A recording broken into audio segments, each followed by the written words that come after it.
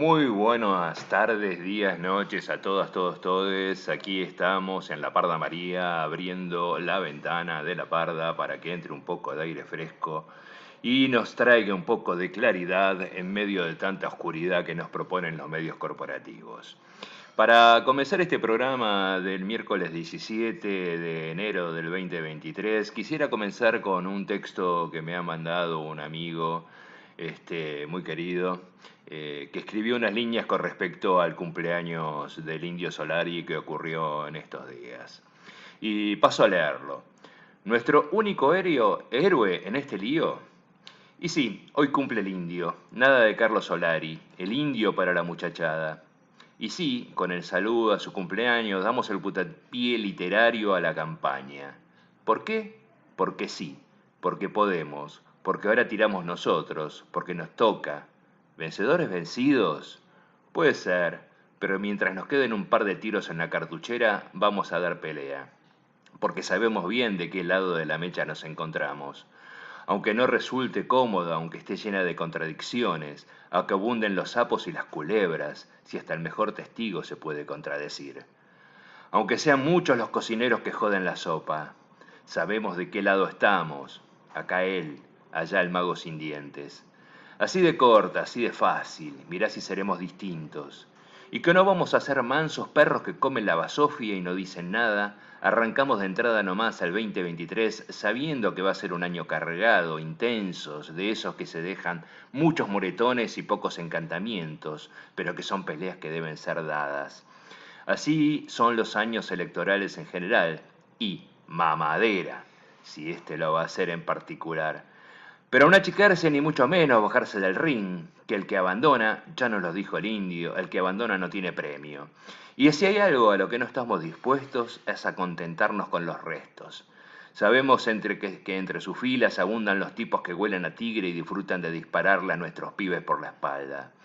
Que sobran monitos que no hizo ni falta que trepen muy alto para que el culito se les vea. Que chorrean vendehumo y fariseos que maduraron pronto y se pudrieron bien temprano. Y si esta tierra sangra y es una herida, es porque desde hace 500 años, apellidos más, apellidos menos, nos vienen saqueando en nombre del progreso, la civilización, la modernidad, el libre cambio y otros tantos espejitos de colores. Es verdad, esto es un quilombo y no se entiende el menú, pero la salsa abunda. Y es verdad, poco o nada hay que festejar. Casi por donde se la mire, nos la pusimos de sombrero. Ni reformamos el Poder Judicial, ni regulamos el comercio exterior de carnes y granos, ni ajusticiamos a la TV Führer, ni nacionalizamos nuestras vías navegables, pero al pan pan y al vino toro. Ellos no son, tampoco lo van a hacer, sino que tienen entre manos un infierno para nada encantador, una hoguera en la que siempre, pero siempre somos la leña. Entonces las cosas a su lugar, cada quien a su trinchera, que esto se divide entre dos clases de personas, quienes estamos peleando y quienes no se enteraron que hay una guerra. Una guerra por la dignidad de nuestro pueblo, una guerra por honrar la memoria colectiva de una patria libre, justa y soberana que tantas veces se quiso construir y nunca pudo consolidarse sobre sus pasos. Y sí, la verdad que no sabemos muy bien sobre qué pierna bailamos, pero estamos seguros de algo, con esta runfla de delincuentes y canallas, esos diablos que mean en todos lados y en ninguno hacen espuma, no, nada, ni un tantico así. Esos que nos chamullan 24 horas al día, los 7 días de la semana, los 365 días del año, desde sus antenas y pantallas, a esos nada. Hay que abrir bien los ojos y ver cuántos cuernos tiene el diablo. Violencia es mentir. Vamos las banderas, rajen del cielo, y súmense a este mar de bombas pequeñitas, a este par de sienes ardientes que son todo el tesoro que lo tomamos por asalto, o no habrá cielo por conquistar. Banderas rojas, banderas negras de lienzo blanco en tu corazón. Esta tierra no solo no merece otro gobierno de esa derecha rancia y putrefacta que se ha transformado la oposición, sino que no la resiste. Es deber de todes, quien más, quien menos, evitarlo. Lo que está más claro es el axioma infalible entre jóvenes cabezas que allá no tan lejos, pero sí hace tiempo, coincidió con la apertura de este sueño colectivo de hace casi 10 años, que hace casi 10 años que sostenemos y que va por muchos más 10 años, más ricotero, no vota neoliberales. Feliz cumpleaños, indio, gracias por tanto. A Bopla, a vencer o vencer por la alegría. Cefiro, Galpón Cultural. Son de Trope, FM 99.7. Forja San Martín y la obra de la UNSAM. Bueno, con este texto damos comienzo a este nuevo programa de La Ventana de la Parda María. Bienvenido a todos. Esto viene de la mano de American Alerta, a quien invito a que se suscriban también porque es un excelente Le llegó su hora. Información. Miles de peruanos van a tomar la capital del país para pedir la salida de la usurpadora Dina Boluarte. Hace unos días pidió perdón por las más de 40 muertes registradas durante las protestas, pero se niega a renunciar.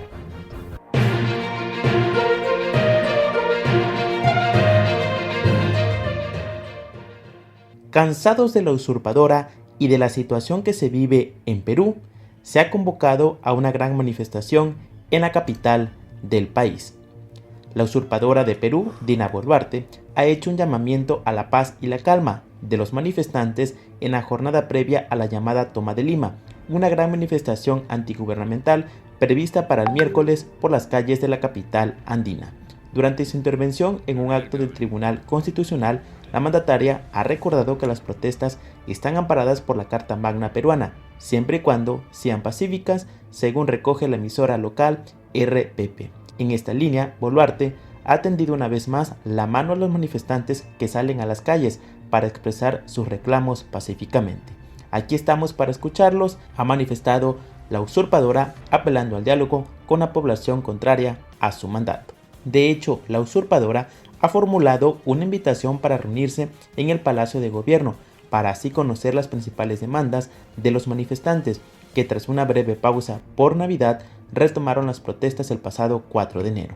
Sabemos que quieren tomar Lima por todo lo que está saliendo en las redes, y lo llamo a tomar Lima, sí, pero en paz y en calma. Los espero en Casa de Gobierno para dialogar sobre las agendas sociales que tienen, añadió. Estratégicamente, la usurpadora declaró estado de emergencia para poder reprimir a los peruanos. Durante el fin de semana, el gobierno de Perú prorrogó por 30 días el estado de emergencia en la capital Lima y en las regiones de Cusco, Puno y la provincia constitucional de Callao. El estado de emergencia suspende varios derechos constitucionales como la libertad de circulación y de reunión. Escuchemos ahora la opinión de Antonio Villamil. Hola Roberto, un saludo a los amigos de América Alerta, gracias por estar en el canal. Bueno, Perú está en un punto de inflexión, hay un punto de quiebre en el asunto peruano. Estamos prácticamente más de un mes que se dio el golpe de estado técnico contra el presidente Castillo por parte de un parlamento corrupto, de una cúpula política corrupta y por parte de los Estados Unidos. Las posiciones parecen indeclinables. La usurpadora de Perú ha dicho vamos a seguir al frente de esto que bien están llamando ya algunos países una dictadura. Entonces va a seguir la represión, va a seguir la masacre de gente, ya van 50. Ahora que va a haber este paro nacional seguramente habrá más. El ejército está decidido totalmente a reprimir, porque finalmente es una orden estadounidense, es un golpe de estado de Estados Unidos, y entonces veremos que pues va a correr más sangre y no va a pasar absolutamente nada. Sin embargo, el pueblo está convocando esta impresionante movilización nacional, porque hasta ahora la capital, y hay que decirlo así, un buen sector de los grupos más acomodados, más privilegiados, las clases sociales, pues con menos problemas, pues han quedado callados. Ha habido una omisión total y absoluta, una falta de solidaridad. Entonces se veía dos Perús, y así que Perú dice, el Perú de las zonas fuera de la capital dice, bueno, vámonos a la capital a protestar, y viene este paro nacional, esta toma de Lima, porque es así y solo así como se va a involucrar el resto de la sociedad. Entonces Perú, pues la verdad es que es una situación que va más y más difícil cada vez. Ojalá logren encontrar un punto de diálogo, pero sobre todo, ojalá logren que se vaya la usurpadora, que se vaya ese parlamento corrupto, repudiado, para que venga una nueva etapa verdadera para Perú. Seguimos viendo el video. Y es que la usurpadora alcanzó más del 70% en desaprobación de su gestión. La gestión de la usurpadora peruana Dina Boluarte alcanzó este pasado domingo el 71% de desaprobación, según dio a conocer esta jornada el Instituto de Estudios Peruanos en su más reciente encuesta. El sondeo del instituto señaló que el 88% de los encuestados rechazó la labor del Congreso, para un incremento de 8 puntos porcentuales con respecto al mes anterior, mientras que el 58% consideró que ha habido represión por las fuerzas de seguridad. De igual forma, el 60% estimó justificadas las protestas que tienen lugar desde el pasado mes de diciembre. Este indicador es superior en los jóvenes, con el 72%. A su vez, la mitad de los encuestados manifestó que se siente identificada con las manifestaciones. Otra encuesta realizada por Ipsos Perú confirmó el nivel de desaprobación de Boluarte y apuntó que la gestión del primer ministro Alberto Otárola y el presidente del Congreso, José William, fue rechazada por el 61 y 62% de los sondeados respectivamente. Asimismo, el 52% de la muestra estimó que resulta necesario celebrar comicios el próximo mes. Además, el 57% consideró que el presidente y el Congreso deben ser elegidos cada 4 años. Pero la usurpadora se niega a renunciar tras pedir perdón por las más de 40 muertes en el país durante las protestas. En medio de las protestas que exigen la renuncia de la usurpadora Dina Boluarte, las cuales han cobrado la vida de al menos 42 personas, la mandataria se pronunció públicamente al respecto y dijo que lamenta la situación y que pide perdón por los decesos, pero que no va a renunciar al cargo. Las declaraciones ocurrieron después de que se decretara estado de emergencia en Lima. A propósito, la usurpadora, durante su participación en un programa de televisión, aclaró que algunas voces que vienen de las facciones más violentas y radicales están pidiendo mi renuncia, provocando entre la población el caos, el desorden y la destrucción. Ante esto dijo: no puedo dejar de reiterar mi pesar por la muerte de peruanos en los actos de protestas. Pido perdón por esta situación y por lo que no se haya dejado de hacer para evitar estos acontecimientos trágicos. La mandataria aclaró que no voy a renunciar, mi compromiso es con el Perú y no con ese grupo minúsculo que está haciendo sangrar a la patria. Y el chavismo condenó la masacre en Perú. El diputado venezolano Diosdado Cabello, considerado el número 2 del chavismo, calificó de masacre la respuesta policial a las protestas en el Perú, que han dejado 47 muertos desde diciembre, tras la destitución por parte del Congreso del expresidente Pedro Castillo. El también primer vicepresidente del gobernante Partido Socialista Unido de Venezuela criticó que algunos organismos como la Organización de los Estados Americanos, la OEA, no dicen nada sobre las protestas en el país andino contra la usurpadora Dina Boluarte, a la que Cabello tildó de dictadora. Gracias por ver este video, no olviden suscribirse, compartir y comentar. Muchas gracias a la gente de América Alerta. Hoy nos acompaña, como lo habíamos anunciado, el hermano Simón Cayuano. Pero antes de entrarle al tema de Perú con algún comentario de nuestra parte, vamos a ver un poquito, a escuchar un poco sobre la historia, ¿no?, de lo que viene sucediendo en el hermano Perú. Porque esto de las masacres y de las barbaridades en el gobierno no es novedad. Ya es algo que se repite constantemente. Perú acumula más muertos en protestas que días con Dina Boluarte en el Palacio de Gobierno. Más de 40 fallecidos en manifestaciones en menos de 40 días. A principios de esta semana, casi una veintena de manifestantes perdieron la vida a consecuencia de la acción de los cuerpos de seguridad en una única localidad, situada al sur del país. Que el epicentro de las protestas se dé en esa zona del Perú no es casualidad. Que la represión más feroz también, tampoco. Y para entender el porqué, no basta solamente con analizar el presente, sino que es imprescindible escarbar en el pasado, porque la herida es la misma y sigue abierta. Ahí les va.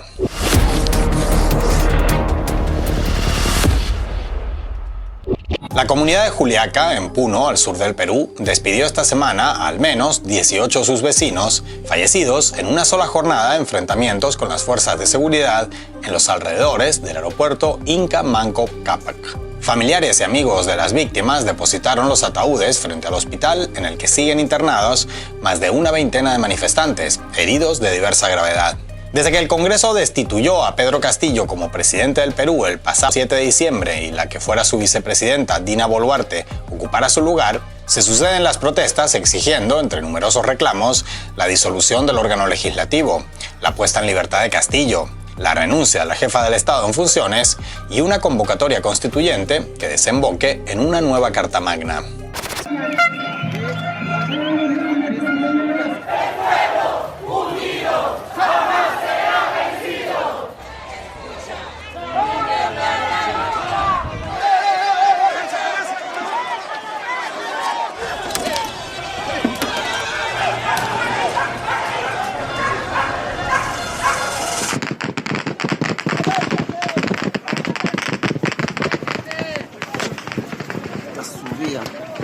Basta ya que nos estén asesinando al pueblo.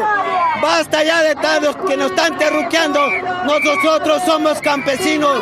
Nosotros solamente peleamos con estas manos, hermano. Con estas manos nada más. Y con nuestra voz. Y por eso nos venden bombas. Nos tiran balas.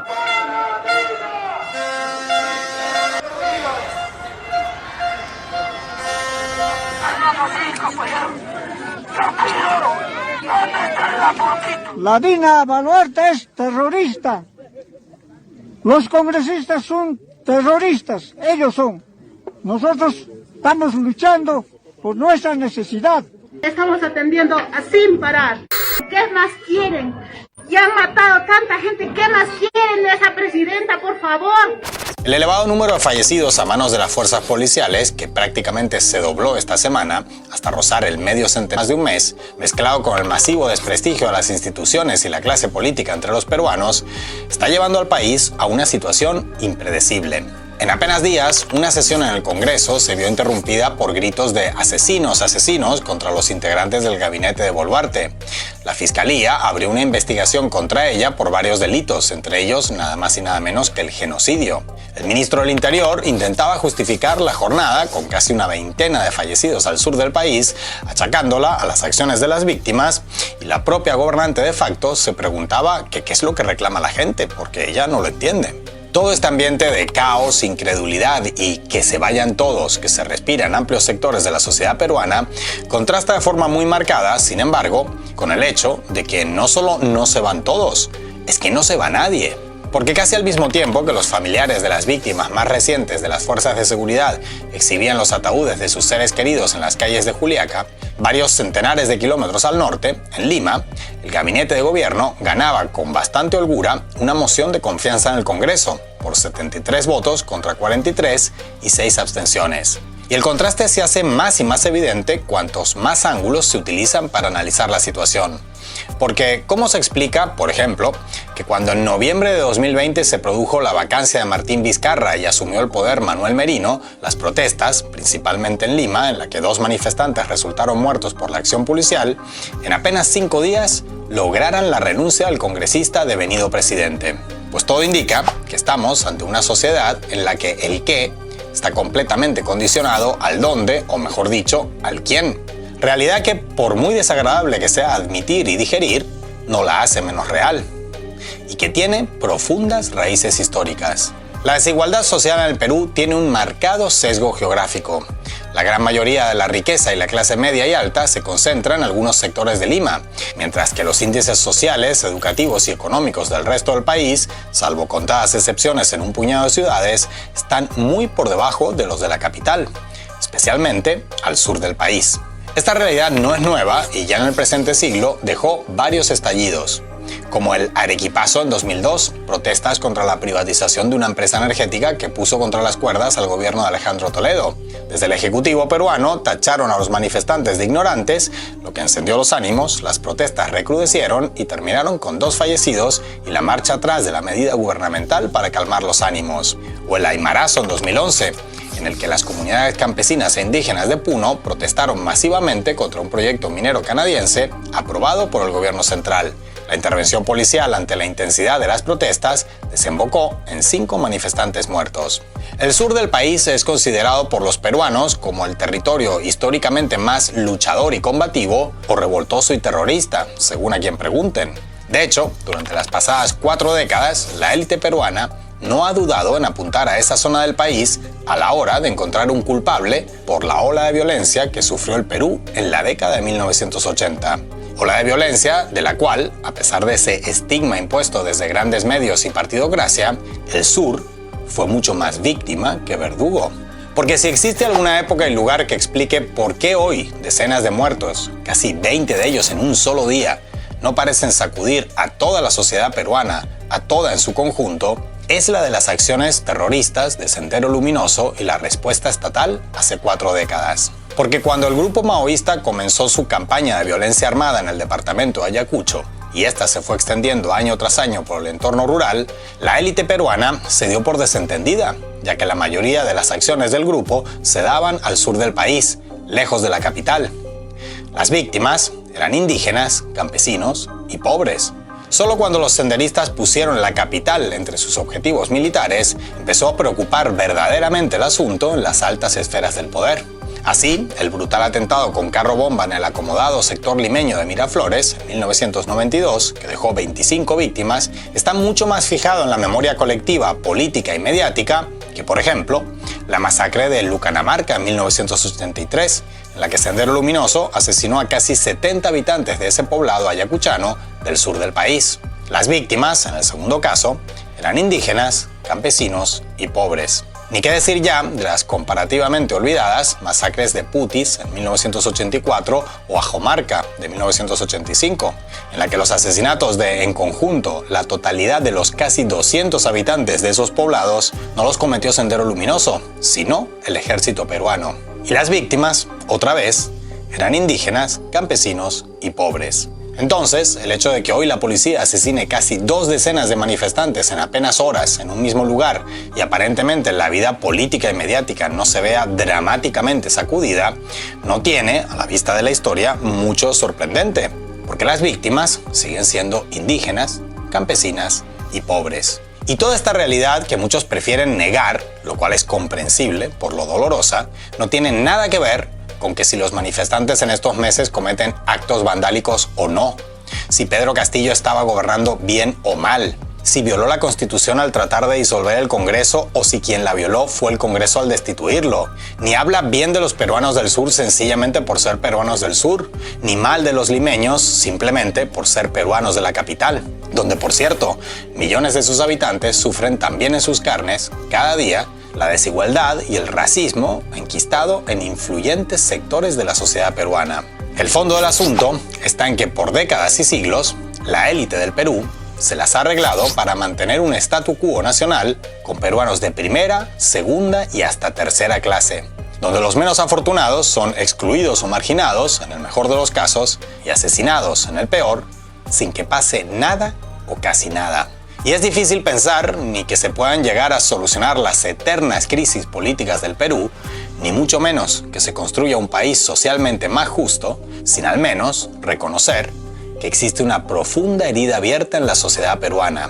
Herida que, más allá de trapitos temporales o maquillajes, nunca ha dejado de sangrar.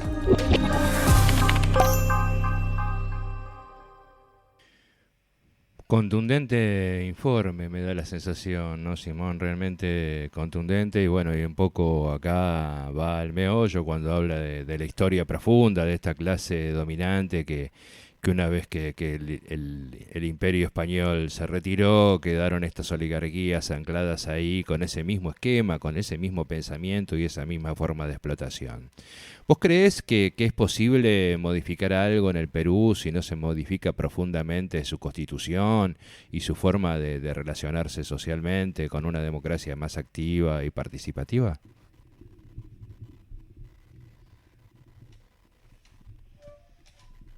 Bueno, Mari Compuchen, hola amigos, ¿cómo están? Acá de vuelta comentando un poco lo que es la realidad política, geopolítica de nuestra América y también parte del mundo, ¿no? Como hablábamos el miércoles pasado, en diferentes lugares, diferentes conflictos, pero muy similares a lo que ocurrían hace 10, 20, 30 años. Y esto quiere decir que la colonización no se ha detenido. O sea, la colonización sigue dándose de diferentes formas, de diferentes maneras. Y esa élite que decía acá el compa, esa élite ha quedado desde la colonización. O sea, si bien los países se desligaron de los españoles, de la corona, pero y apoyaban la revolución y todo. Pero es como que estaban escondidos debajo de la alfombra, y cuando se dio el momento, sobre todo cuando los estados pudieron armar su ejército y todo su aparato, volvió la élite, como decía el comentarista. La élite y toda la oligarquía que había quedado con el mismo pensamiento imperial, no había cambiado mucho. Y yo creo que en todos los países, en este caso en Perú, pero en todos los países de América Latina, hay esa clase social que está la primera, la segunda y la tercera. O sea, la gran masa es la tercera. O sea, la primera es el grupo de élite que siempre estuvo dominando en diferentes formas.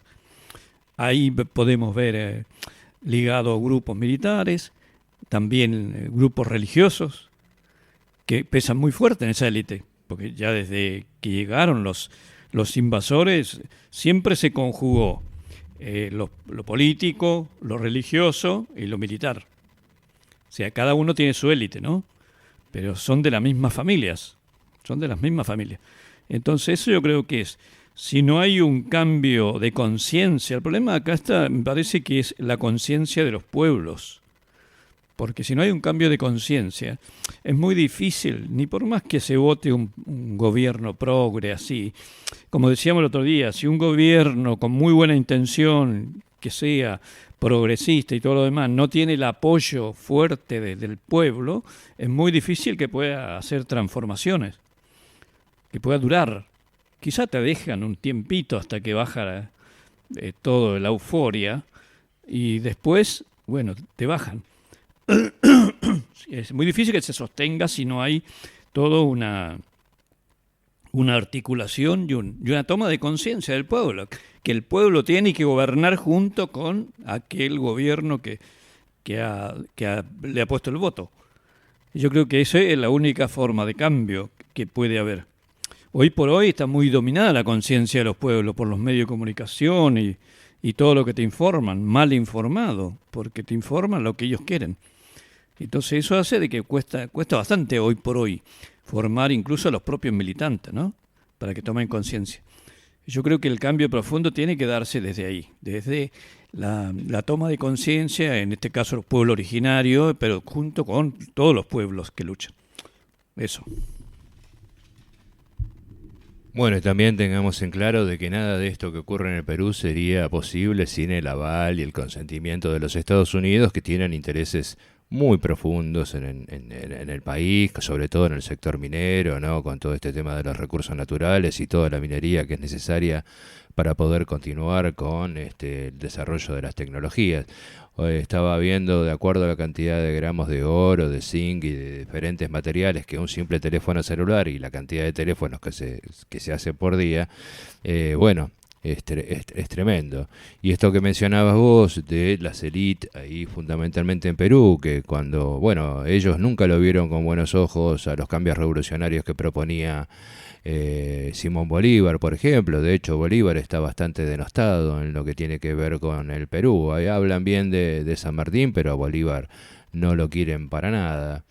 Y eso, bueno, lo dijo muy claramente Bolívar, ¿no? Son esas burguesías, oligarquías locales muy relacionadas con el comercio exterior, vinculadas al antiguo imperio español, que lo único que querían era un cambio de manos en el poder, nada más. No querían cambiar absolutamente nada, ni de salud, educación, repartir tierras, ni generar una reforma agraria, ni nada que se le parezca. Por eso continúan con esta locura, y ahí en Perú está, que bueno, que no por nada era la capital del virreinato más importante de nuestro cono sur, sin lugar a dudas, por ser el más rico. Bueno, ahora, Simón, te voy a proponer ir a hacer un cambio de rumbo, porque también en estos días se juntaron esos buenos muchachos que van a Davos, ¿no? Esos señores dueños del mundo, que son los que en definitiva terminan diseñando y desparramando esta sociedad del horror por todo el planeta, donde ellos pueden tener injerencia. Y voy a ir a un medio que no se lo puede catalogar de zurdo ni remotamente, que es Negocios TV. Pero que hace un análisis económico muy interesante sobre el tema de Davos, al cual vamos a volver, y que obviamente a nosotros nos toca, ¿no? Porque estos dueños de todo, porque son los dueños de la finanza, de los bancos, de los medios de comunicación, de los medios de producción, son los dueños de todo y son los que diseñan estas estrategias sociales espantosas a las cuales nos obligan a vivir como esclavos. Así que vamos a Negocios TV, que nos va a dar un pantallazo sobre qué es lo que pasa en Davos y quiénes no fueron a Davos. Que eso también es un dato empieza importante. hoy. Hemos escuchado además esta mañana a Klaus Schwab hablar sobre la cooperación en ese mensaje previo que ha dado a los diferentes dirigentes, como la cooperación entre todos, una especie de Agenda 30 ampliada, en un entorno en el que tenemos por un lado ese cambio, ese reseteo, ese nuevo orden mundial. Por otro lado, la importancia del clima, y yo lo añado a una fotografía que vi en tus redes sociales el fin de semana de carbón, que luego la pondremos mientras tú nos hablas, en el que en Alemania se están cepillando todas las tierras de cultivo con tal de seguir explotando, por no decir de otra manera, expoliando el carbón en tierras. Es decir, es esa doble cara que hoy el Foro de Davos nos va a dar, esas élites dirigentes que buscan el reseteo, que buscan ese arreglo del cambio climático, pero que la cara económicamente y climáticamente, Marc. Sí, o sea, bueno, básicamente es un circo que montan ellos cada año y que a veces tiene tres pistas y esta vez es uno de esos momentos, ¿no? Primero porque además incluso este año tiene un defecto de forma, y es que no vienen los más grandes, ¿no? Hablando así un poquito metafóricamente, los payasos más importantes no vienen a este evento, no vienen dirigentes de los países que otros años sí que han venido. Hay gente muy importante, eso es cierto, pero al final la fotografía que demuestra muy bien lo que pasa allí es la típica, ¿no? Es todos los jets privados allí aparcados cerquita de una gente que nos va a decir que sobre todo vigilemos mucho con el cambio climático, que gastemos poco combustible, que nos metamos en trenes apretados todos ahí para ir al trabajo, ¿no? Mientras ellos, pues, hablando de todo eso, se trincan unos aviones espectaculares que gastan lo que 320.000 coches en un año. Y esto es real, esto está calculado. Entonces, la verdad es que poca fiabilidad tiene algunas de las cosas de las que por lo menos hablan, previamente explican.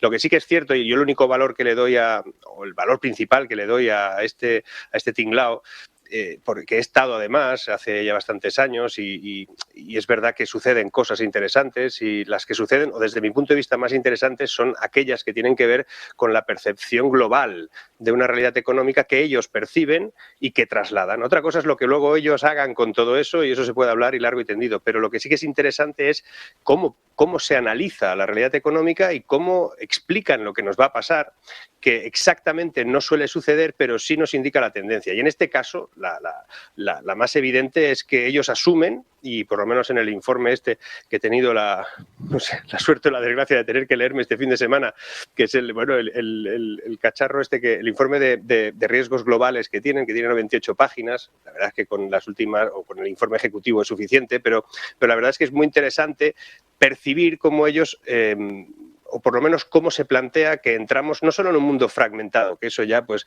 de alguna manera todos lo sabemos, sino en lo que ellos han venido a llamar policrisis.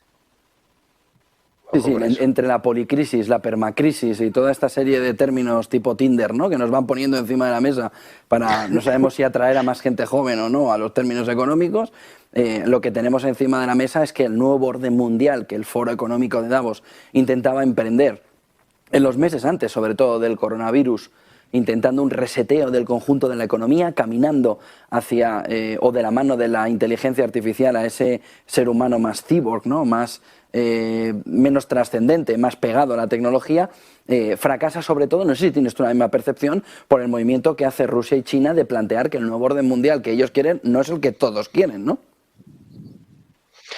Básicamente, o sea, a ver, lo que nos ha pasado en los últimos 2 años es eso, es que ya prácticamente tenemos claro que se ha iniciado una desglobalización tal y como nosotros la habíamos entendido o como se entendía o ellos querían que entendiéramos, eso también hay que definirlo, pero sí que es claro que los bloques han quedado más evidenciados que nunca, son más potentes que nunca en sus diferencias y sobre todo hemos descubierto que esto de la globalización tiene un montón de defectos de forma y que además nos pone en una vulnerabilidad brutal y que seguramente pues a lo mejor no hay que hablar directamente de desglobalización, pero aquí hay que hablar ya de recolocación de las cosas, porque esto no se puede mantener así y de hecho gran parte de la desgracia en la que vamos a vivir en los próximos años tiene que ver con una patada hacia adelante continua que se ha ido aplicando.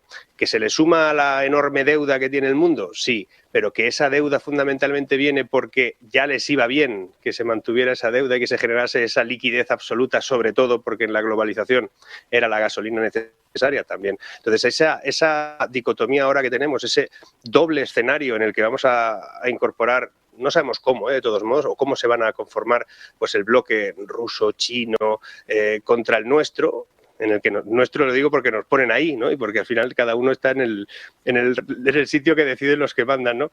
Pero que esa circunstancia, ese enfrentamiento económico se va a ir evidenciando cada vez más. Ahora mismo tenemos pues una guerra que digamos que paraliza algunos de los procesos económicos que se van a ir produciendo, los tienen en stand-by, pero los vamos a sufrir. Eso es más que claro. Y en Davos, en gran medida, ese es uno de los planteamientos de discusión. No lo van a evidenciar, no lo van a explicar claro, porque en Davos también, al final, es una especie de feria, ¿no?, comercial en la que cada uno va a vender un poco lo que tiene y se lo intenta colocar a los que pasan por allí, ¿no? Y entonces, pues bueno, también hay que tener en cuenta que es un espectáculo, ¿eh? Solo una pregunta más.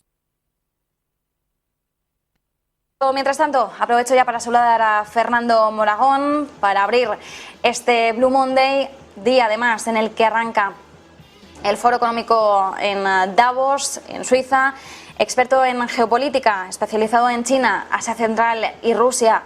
Fernando, muy buenas tardes. Buenas tardes, Marta. Bueno, a ver, Fernando, tenemos muchas referencias, realmente muchos frentes abiertos, pero sí que me gustaría que primero abordásemos Davos, aprovechando que tenemos hoy ya el arranque oficial. Las élites políticas, empresariales, académicas acuden a esa estación de esquí, como es habitual. Arrancamos además el año siempre con esa referencia. La semana pasada conocíamos por parte del equipo de Davos cuáles eran los principales riesgos globales que dibujan para 2023. Hablan, por supuesto, de la crisis del coste de vida, de la guerra en Ucrania y de la crisis climática. Bueno, ya les hemos dado un poquito de lo suyo, teniendo en cuenta que vienen en jets privados y que van a emitir el CO2 equivalente a 350.000 coches en una sola semana debido a estos aviones privados, pero lo que nos interesa sobre todo es qué claves, sobre todo en materia geopolítica, vamos a poder extraer a lo largo de los próximos días y sobre todo si esas conversaciones van a poder ser fructíferas en lo que respecta a Ucrania y por supuesto también en lo que respecta a China, que cada vez vemos una insistencia creciente por poner a China en foco como una potencial amenaza. Efectivamente, así es. Yo creo que el gran titular que podríamos dar con respecto a Davos este año es Davos tiene miedo.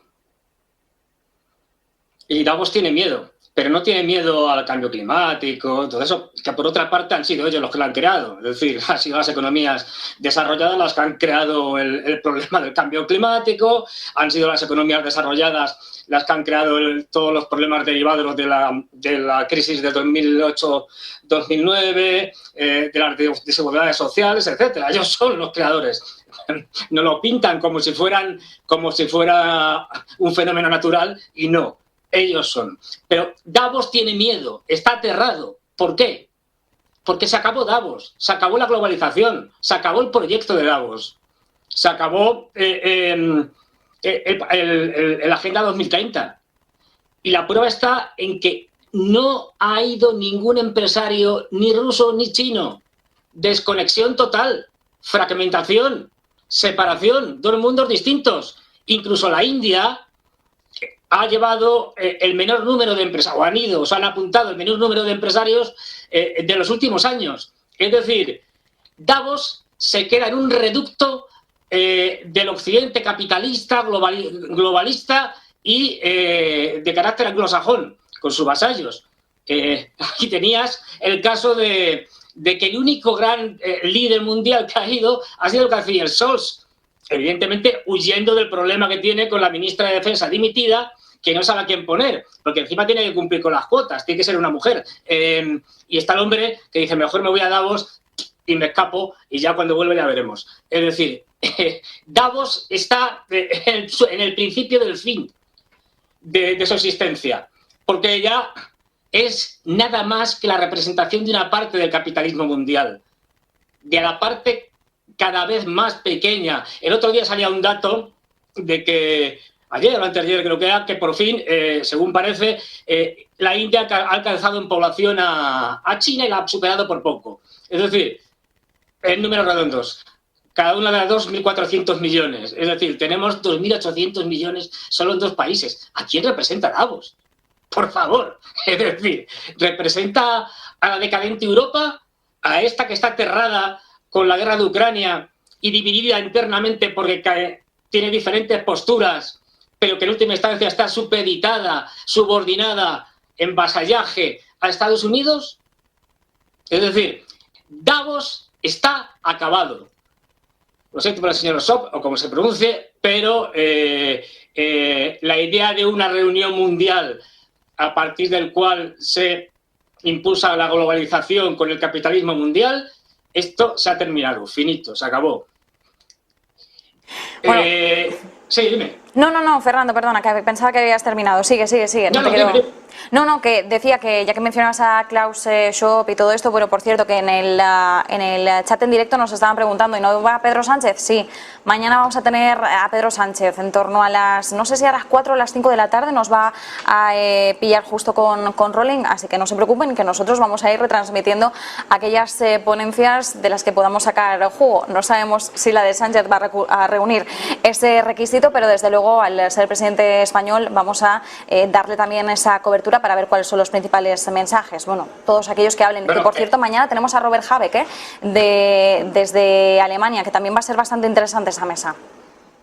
Me parece más interesante la de Habeck, el verde, porque puede decir muchas barbaridades en la línea que llevan los verdes desde que están en el poder. Entonces nos puede anticipar algunas de sus ideas estrambóticas, ¿no?, que luego acaban, pues eso, volviendo a la carbonización, a abrir minas de carbón, cargándose reservas naturales, en fin, puede dar mucho juego. En cuanto al presidente del gobierno, es un telonero. Quiero decir, lo que diga, lo que no diga, pues bueno, España es lo que es, por desgracia. Es decir, y no olvidemos una cosa, el señor Pedro Sánchez, pues en última instancia dirá lo que quiera que diga Estados Unidos, incluido o fundamentalmente el señor George Soros, que es quien más o menos le da los papeles para cuando tiene que hacer estas intervenciones en foros internacionales. Pero dicho esto, yo creo que estamos asistiendo ahora mismo a una situación peligrosísima, especialmente en Europa. Y lo estamos, bueno, no solo en Europa, estamos viendo como China, es decir, cada vez se está enfrentando a una mayor presión de Estados Unidos, en este caso con Japón, que poco menos que han declarado que China es, en una reunión que tuvieron hace unos días, que poco menos que China es el gran enemigo mundial y que hay que ir a por ellos. Y los japoneses diciéndole a los norteamericanos que ya os hemos comprado los misiles de crucero Tomahawk, traérnoslos rápido. Ahora mismo, más presión de Estados Unidos contra China. En este momento estaba partiendo un grupo aeronaval de combate norteamericano hacia el mar del sur de la China, dirigido por un portaaviones, creo que era el Nimitz. Pero al mismo tiempo tenemos que el asedio a China se da por todos los lados. Que hay que declarar una cosa, y tengo fuentes, digamos, bastante fidedignas y bastante buenas. Los chinos tienen...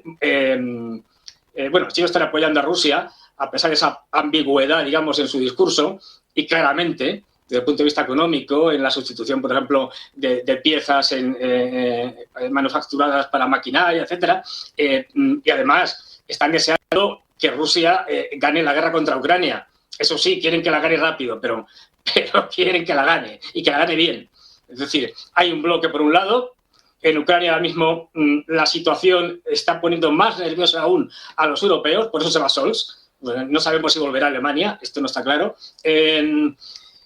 ¿Por qué se va? ¿Por qué? Porque después de una etapa en la cual teníamos que parecía que Ucrania se había repuesto, había reconquistado la zona de Kharkov y luego había obligado a los rusos a retirarse en la zona de Kherson hacia la parte trasera, digamos, la parte de la orilla izquierda del Dnieper.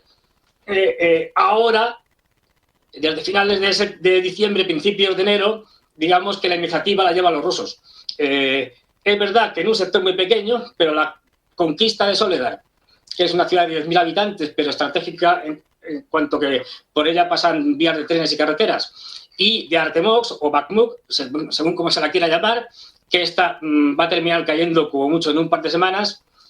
Lo que era algo que en este momento no era estratégico, se ha convertido en estratégico porque lo han querido los ucranianos. Desde hace 4 meses, más o menos, han venido echando tropas y tropas hasta el punto de que aquello se ha convertido en una carnicería. Se habla, aunque esto siempre hay que ponerlo con muchas comillas, de que los ucranianos en 4 meses han tenido unas entre 20 y 25.000 bajas en un sector muy pequeñito, de 20 kilómetros, es decir, no más, de la zona de Donetsk. Problema, los europeos están viendo que los ucranianos no pueden lanzar ninguna ofensiva y es posible que incluso ni en primavera, porque los rusos ahora, a principios de febrero, van a potenciar el ataque. El nombramiento del general Gerasimov, el jefe de Estado Mayor del Estado Mayor ruso, como jefe también de las operaciones en directo allí en Ucrania, que además es un general que siempre ha defendido, digamos, los ataques en profundidad con grandes unidades, pues hace que tengamos por lo menos un contraataque o varios contraataques, que es lo más probable, ahora a principios de febrero, previo a ataques masivos para acabar definitivamente con el sector eléctrico ucraniano. Tan nerviosos están los europeos que ya están con los tanques, es decir, vamos escalando. Y esto es lo más peligroso de todo. Es que Europa, según Ucrania, va teniendo más problemas y Estados Unidos, que al final es quien dirige todo el cotarro, es decir, va escalando y nos va a llevar a una guerra en Europa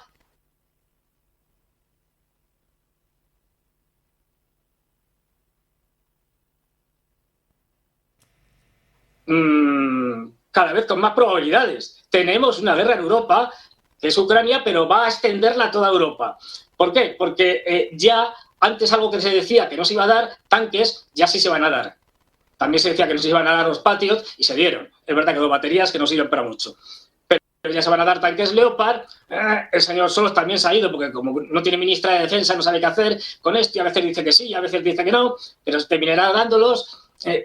También los británicos, los Challenger 2, es decir, y ya han soltado una bomba de sondeo, a ver qué pasa, a ver cómo suena a futuro, que es, no, si también podemos dar helicópteros de ataque, eso sería terrible, es decir, Apache, esto lo han dicho los británicos. Luego lo han desmentido. No, esto no. Esto se lo ha inventado alguien. No. Es decir, la clásica sonda. Ese incremento cada vez mayor del que la población europea no es consciente nos puede llevar este 2023 a una guerra en toda Europa, no solo en Ucrania. Es decir, como Occidente no pare de incrementar su apoyo a Ucrania en todos los sentidos, con la inteligencia, con el armamento, con la financiación, con cada vez más soldados europeos disfrazados de mercenarios, manipulando los sistemas complejos como son los patios. Es decir, los patios, esto de que les van a enseñar en 3 meses, vamos, no se lo cree nadie, a los ucranianos, porque es un sistema muy complejo y lo van a operar norteamericanos, eso sí, con el traje de mercenario. Es decir, tenemos una situación muy complicada. Yo resaltaría, por lo tanto, estamos asistiendo al fin de Davos, se acabó la globalización, ha terminado, y estamos asistiendo también a un incremento de las tensiones en Europa que pueden llevarnos a una guerra completa en toda Europa, gracias a los Estados Unidos y su... y una cosa final, que el Fondo Monetario Internacional también ha salido por ahí diciendo que hay... que la economía es un desastre, cosa que ya hemos visto porque lo dice todo el mundo. Y claro, enlazo con el principio, la economía es un desastre por culpa de quienes han dirigido la economía. Es decir, Estados Unidos, la Reserva Federal, las grandes corporaciones norteamericanas, los fondos de inversión, esos que están ahora en Davos.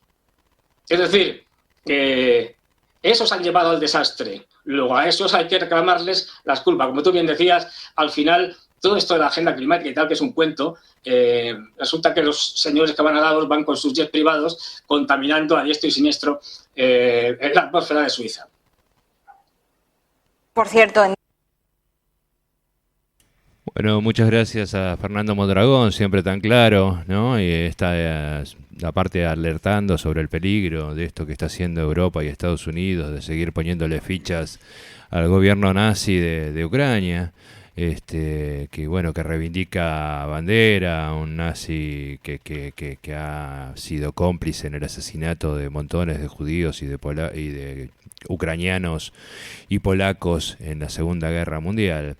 Él determina el fin de la globalización. Yo no estaría tan seguro, porque creo que hoy, a través de las comunicaciones o lo que sea, el mundo no va a volver a ser lo que era antes de la globalización, porque todas las conexiones comerciales, etcétera.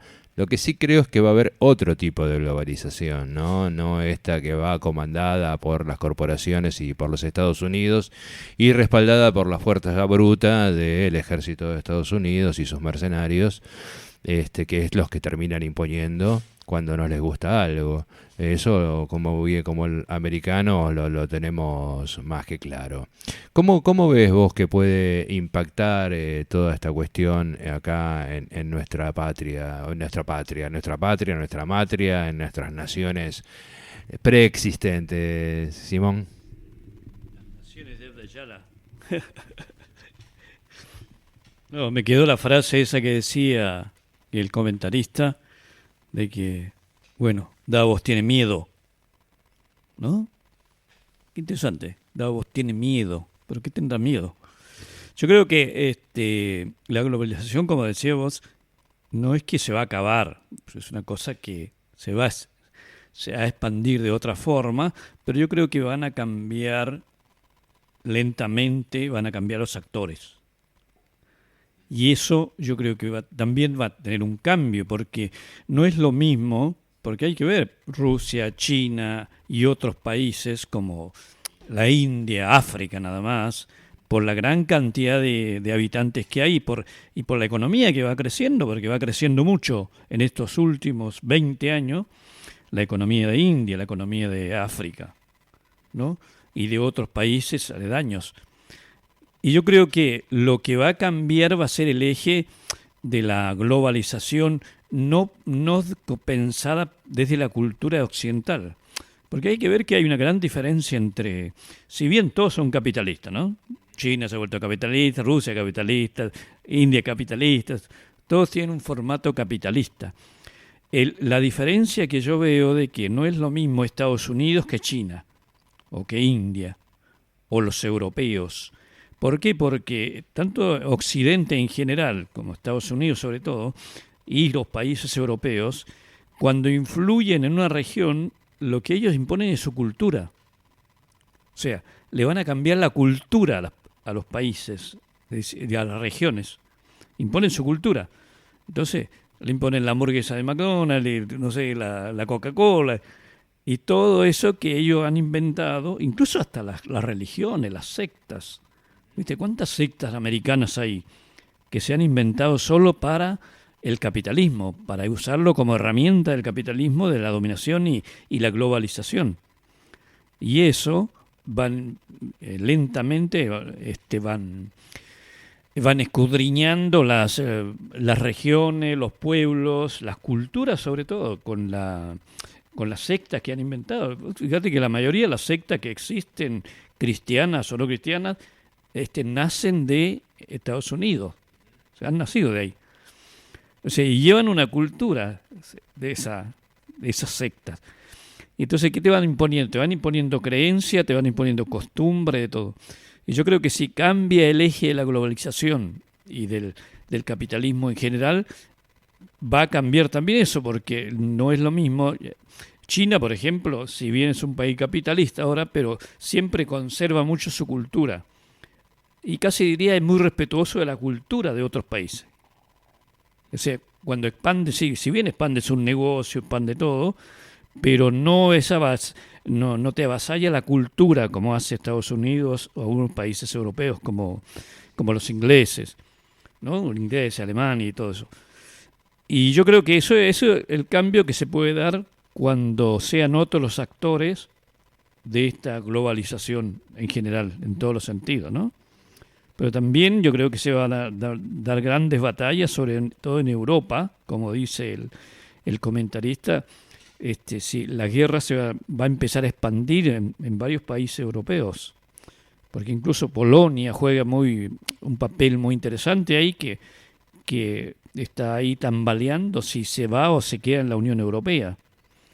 Y entonces eso también, y aparte Polonia y otros países son países estratégicos por los lugares que ocupan.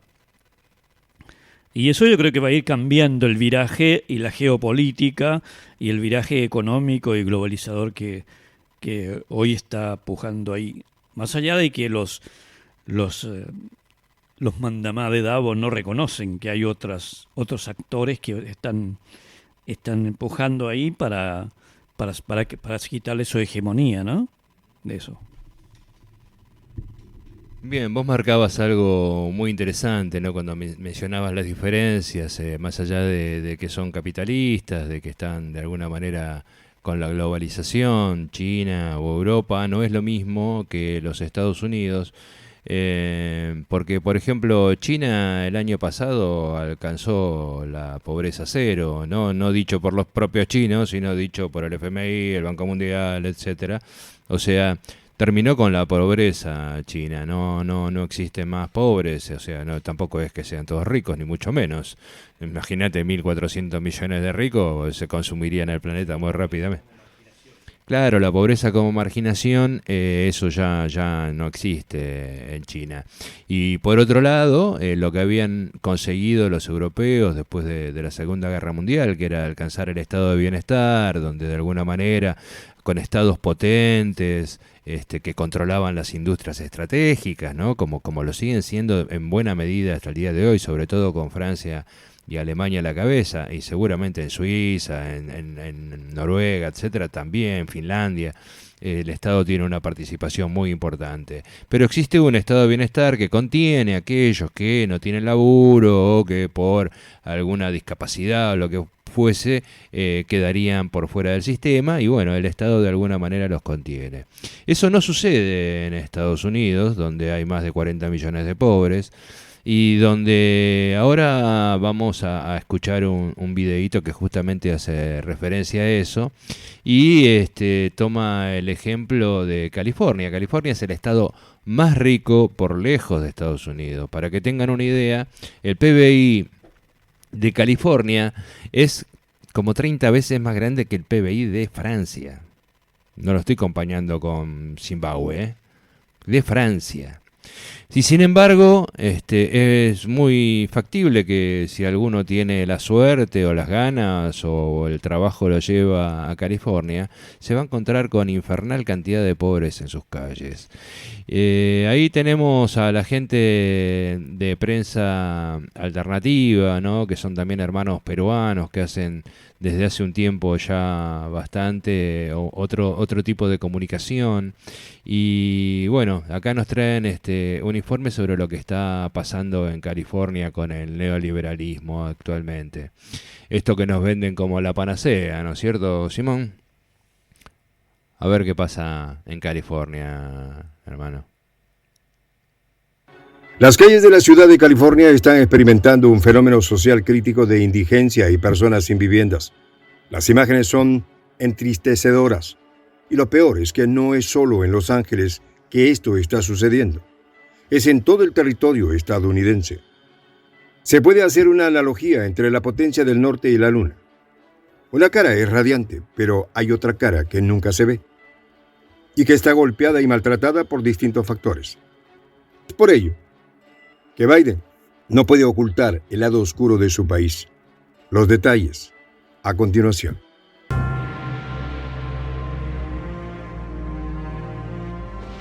Voz de la patria grande. California es sinónimo de contradicciones. Es el estado más rico del territorio estadounidense, el más poblado, el lugar con más multimillonarios en el país y el productor de 2/3 de las frutas consumidas en la nación. Sin embargo, hay quienes opinan que California está lejos de ser un modelo ejemplar de sociedad o de gobernabilidad, y su gobernador demócrata, Gavin Newsom, ya fue llamado a un referendo revocatorio. Luego de un video publicado en Twitter por el escritor Emanuel Rincón, se pudo observar las calles de la ciudad de California abarrotadas de carpas y campamentos improvisados con familias que no han podido pagar una vivienda. Cada día se va evidenciando el fracaso del neoliberalismo en el modelo estadounidense. Pocos ricos son grandes fortunas viviendo vidas glamorosas y ostentosas, y como contraste, muchos pobres que trabajan apenas para comer y seguir trabajando. Un modelo que nos ha vendido la mentira que mientras más trabajas, más tienes, y que mientras más consumes, más vales, ha ido demostrando que funciona al contrario. California está marcada por el consumo de quienes gastan más de lo que tienen. Y eso le sirve al sistema bancario estadounidense, que te impulsa al endeudamiento y luego, amparados por el Estado, proceden a quitarte todo lo que tienes si no pagas los enormes intereses generados por el consumo con tarjeta de crédito. En su momento, un periodista de The New York Times afirmaba lo siguiente: si California es una visión del tipo de futuro que la administración de Biden quiere para los estadounidenses, es esperable que los estadounidenses lo objeten. Y si California es un ejemplo para Biden, cabe preguntarse, ¿qué quedará para los demás estados? Con la tormenta glacial de diciembre se evidenció cómo decenas de personas sin techo perdieron la vida en las calles del país. La brecha en la riqueza de los californianos es la vulnerabilidad número 1 del estado. La distancia entre los ricos y los pobres impacta en los costos de las viviendas, el costo de la vida, la crisis de las personas sin techo y, en última instancia, hace que algunos se pregunten si tienen un futuro en el país. En el video publicado en Twitter se observan cientos de carpas y a los mismos usuarios de las redes sociales asegurando que es un fenómeno que se está expandiendo por todo el territorio estadounidense sin que sea atendido por el gobierno central. Aunque California está en el centro de la innovación en ciencia, tecnología y negocios, también cuenta con la tasa más alta de pobreza de todo el territorio estadounidense cuando se considera el costo de vida y vivienda. Más de 1 de cada 6 californianos es pobre. En contraposición, en el 2019 residían más multimillonarios en California que en cualquier otra zona del país, pero en cuanto a proporciones, estas cifras han empeorado. Si bien algunos dicen que la economía californiana es extraordinariamente exitosa, también se sabe que esta no ha beneficiado a mucha gente. Por el contrario, la economía neoliberal ha llevado a miles de personas a la pobreza. Incluso se está dando un fenómeno nunca antes visto, y es que la llamada economía del huevo, donde se evidencia la inflación alimentaria que vive la ciudad de California, donde una docena de huevos sobrepasa los $7, los más caros de todo el país. Los compradores del estado están pagando precios extremos por los huevos, en medio de un brote de gripe aviar que ha matado a millones de gallinas y ha dejado a los supermercados locales luchando para abastecerse con el producto que cumpla con la ley de California. El precio medio de venta al público de una docena de huevos grandes subió de $7,37 en California frente a los $4,83 de principios de diciembre y los $2,35 de esta misma época el año pasado, según datos del Departamento de Agricultura estadounidense. El problema más grave de California es que existe un salario que no compensa por los altos costos de vivienda. En una ciudad como San Francisco, el alquiler mensual promedio de un apartamento es de casi $3,000. Y solo el 40% de los californianos tiene buenos trabajos, que define como empleos, que además de lo que pagan, ofrecen beneficios, pago consistente y un horario fijo. Existe también una discordancia entre los lugares donde hay empleos y la disponibilidad de vivienda a costo accesible en la ciudad. California ha sido gobernada por una mayoría de legisladores y funcionarios del Partido Demócrata sostenidamente desde el 2011. Pero en todos estos años ha quedado en el olvido formular algunas políticas eficientes que ayuden a disminuir la desigualdad. Muchos piden la salida del gobernador del estado por el mal manejo de la crisis de la pandemia, con el cierre de negocios y escuelas por meses, al igual que un escandaloso pago fraudulento de miles de millones de dólares de la Oficina de Desempleo. La escasez y el aumento de precios de servicios básicos y alimentos han golpeado duramente a los californianos más pobres, consumiendo el inventario de los bancos de alimentos y golpeando a las familias que dependen de programas federales con estrictas pautas de compra. Y no ha hecho más que agravarse en el nuevo año, a medida de que entran en vigor nuevos mandatos en otros estados y la demanda sigue superando a la oferta, y los estadounidenses ven cómo se les escapa el llamado sueño americano. Algunas empresas y alrededor de 500,000 de personas han abandonado California en los últimos 2 años para asentarse en estados que imponen menos cargas tributarias y con costos de vida más bajos. Ya el gobernador Gavin Newsom presentó el presupuesto proyectado para el próximo año fiscal 2023-2024 y tomando en cuenta la posibilidad inminente de recesión, donde pide casi $300,000 millones para su ejecución. Soy el J. Juan José del Castillo, director del canal Prensa Alternativa. Gracias, Juan José del Castillo, hermano peruano que tiene este medio Prensa Alternativa, al cual les recomiendo que se suscriban porque realmente viene con informes muy, muy interesantes. Qué interesante esto de los huevos, ¿no? Entre otras cosas, ¿no? Yo pensaba porque puteaba por el precio de los huevos acá y los pobres californianos tienen que pagar $7. $7 por una docena de huevos. Acá estamos pagando 800 mangos el maple. Claro, sí, ponerle $2, $2.50 por un maple, que son 30 huevos. Pero los huevos son del mismo origen, son de Cargill, ¿no? Cargill, no. Cargill es la que más huevo tiene, sin lugar a dudas. ¿Vos creés cuáles son las diferencias que vos notás, Simón, entre por ejemplo, este modelo económico californiano bien neoliberal y el de China, por ejemplo, ¿no? Donde ha sido declarada un país sin pobres? Estaba pensando, mientras escuchaba, decía, ¿por qué la derecha de acá y la oligarquía y todos los son tan amantes de la economía americana, ¿no? Porque para ellos, como que tiene que quedar una gran cantidad de personas fuera del sistema. O sea, tiene que quedar en la pobreza, y a veces en la pobreza extrema, tirado en la calle. Pero mientras la economía crezca y los adelantos y el desarrollo y todo lo que dicen, está todo para bien. O sea, ese es un modelo que ellos admiran. Pero no le interesa si a algunos no les llega el goteo de ese modelo. Y yo creo que eso también marca la tendencia. Cuando escuchamos a algunos políticos de derecha, empresarios y cierta oligarquía de acá, que siempre es muy admirador de la política norteamericana. O sea, cómo se maneja la política norteamericana, el desarrollo, la disciplina que tienen, su economía y todo lo demás. Y yo creo que eso también tiene que ver, porque no es un tema yo creo que no es un tema de un país, es un tema de una cierta cultura, de una tendencia de una cierta parte de la sociedad del mundo, casi, que tiene ya viene de esa historia de antiguamente que existían los feudales, después estaban los ¿cuánto se llaman? Los nobles, y después los plebeyos. O sea, los plebeyos no podían llegar a los... Esa era la tendencia. Y yo creo que es de otra forma, pero esa tendencia sigue en una gran parte de la sociedad de diferentes países. No es un problema de solo Estados Unidos. Tanto la cultura occidental, sobre todo, tiene esa cultura, ¿no?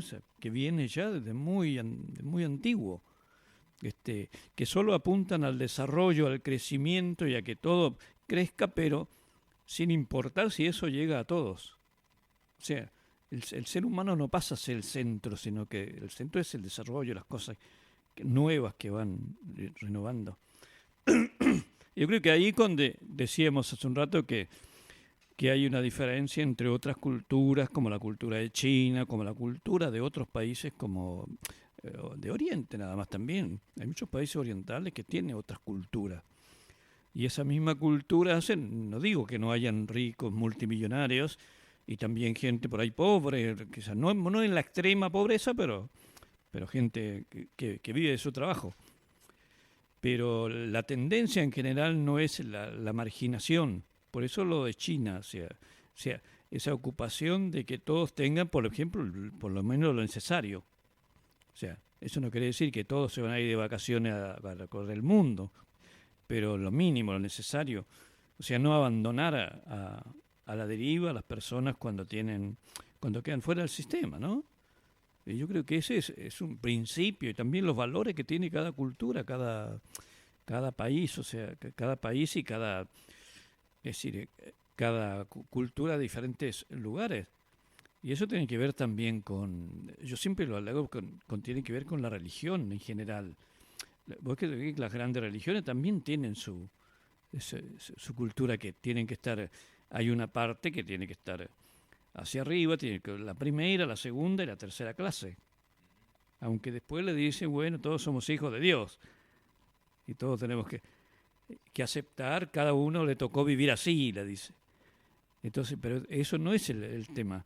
Yo creo que esa es la cultura que viene hace muchos siglos ya. Y esa es la que trajeron los colonizadores acá en nuestra América y que todavía queda. Yo creo que eso también, y eso marca que el capitalismo también ha arrasado con culturas y te lleva al individualismo. Porque eso marca el individualismo. Porque incluso al que a lo mejor no tiene mucho, pero tiene tanto individualismo que no le importa lo colectivo, o sea, no le importa si el otro está tirado. O sea, sigue la línea del desarrollo y de todo lo que le pueden dar. Yo creo que ahí está la diferencia, y yo creo que eso también hay que plantearlo, y a veces en las pequeñas cosas, en el pequeño entorno, cambiar esa conciencia. Porque tiene que haber un cambio de conciencia, siempre digo, tiene que haber un cambio de conciencia de los pueblos. Porque los que manejan el capital, los que siempre hicieron lo mismo, que vienen de sus bisabuelos, con esa ideología, con ese pensamiento, nunca te van a cambiar las cosas. No van a cambiar, no le podemos pedir a ellos que cambien. O sea que si no hay una toma de conciencia de los pueblos, desde las masas, desde abajo, tiene que exigir ese cambio. O sea, tiene que ser un cambio casi forzado, diría yo. Pero para eso tiene que haber un cambio de conciencia. Sí, tal cual. Por eso, desde este espacio que nos reconocemos como profundamente plebeyos, ¿no? Y vos hablabas del progreso, el crecimiento, etcétera. Bueno, pero eso también son los espejitos de colores que nos venden, ¿no? Porque ¿qué es el progreso? ¿Qué es el crecimiento? Y yo no creo que sea lo mismo para todo el mundo, qué sé yo, para algunos es a poner un proyecto de mega minería y extraer toneladas de oro, de zinc, de plomo, de plata, de lo que cuerno fuese, a costa de contaminar las napas, el agua, la tierra, el aire, y ellos lo pueden considerar progreso, porque cuando van a medir el PBI de ese país le va a dar de determinada manera. Y no es así, no es así. El progreso no es lo mismo para todos. El progreso que deberíamos de empezar a debatir seriamente es sobre qué tipo de progreso es el que queremos. Queremos un progreso donde todos los humanos podamos convivir con el resto de la naturaleza en un plano de igualdad con el resto de la vida que hay sobre el planeta, como proponen los pueblos originarios, donde el hombre, el ser humano, deja de ser el centro de todo para transformarse en parte del todo y no el centro del todo. Pero volviendo un poquito a la realidad y esto que vos decís, ¿no? El cambio de conciencia, el cambio de la cosmovisión que debemos de tener. Yo creo que si queremos efectivamente hacer un cambio profundo, que es necesario por el cambio climático, por la contaminación, por este futuro desastroso que nos propone el capitalismo, y necesariamente vamos a tener que estar al lado de los pueblos originarios, que nos van a tener que enseñar muchísimo para poder desarrollarnos realmente como especie, para convivir en armonía en este planeta tan hermoso y tan raro en el universo que nos permite vivir sobre él. Y volviendo un poco al tema concreto de esto, de los grupos, de cómo, de esta fin de la globalización. Vamos a ver ahí algo que desde nuestra región nos toca muy de cerca, que tiene que ver con el desarrollo de los BRICS. Hacia dónde los BRICS se van a ir extendiendo. Y bueno, como hemos visto, tanto por lo menos desde el lado de China, que veo que tiene muchos intereses en África, bueno, y en todo el mundo, pero no son injerencistas, no se meten con las políticas internas del resto de los países, ni obligan, ni condicionan, sino que, proponen un negocio de para dos, o que sea un negocio de ida y vuelta, que sea un intercambio, exactamente. Así que vamos a ver un análisis sobre hacia dónde se va dirigiendo el BRICS. A ver si tenemos la chance en algún momento de engancharnos en eso y si de alguna manera puede ser útil para el bienestar de nuestros pueblos. En Mostaza sabemos cuando una M va sí o sí con mayúscula. Manos mágicas. En meter ni uno mal. YouTube así de prepo.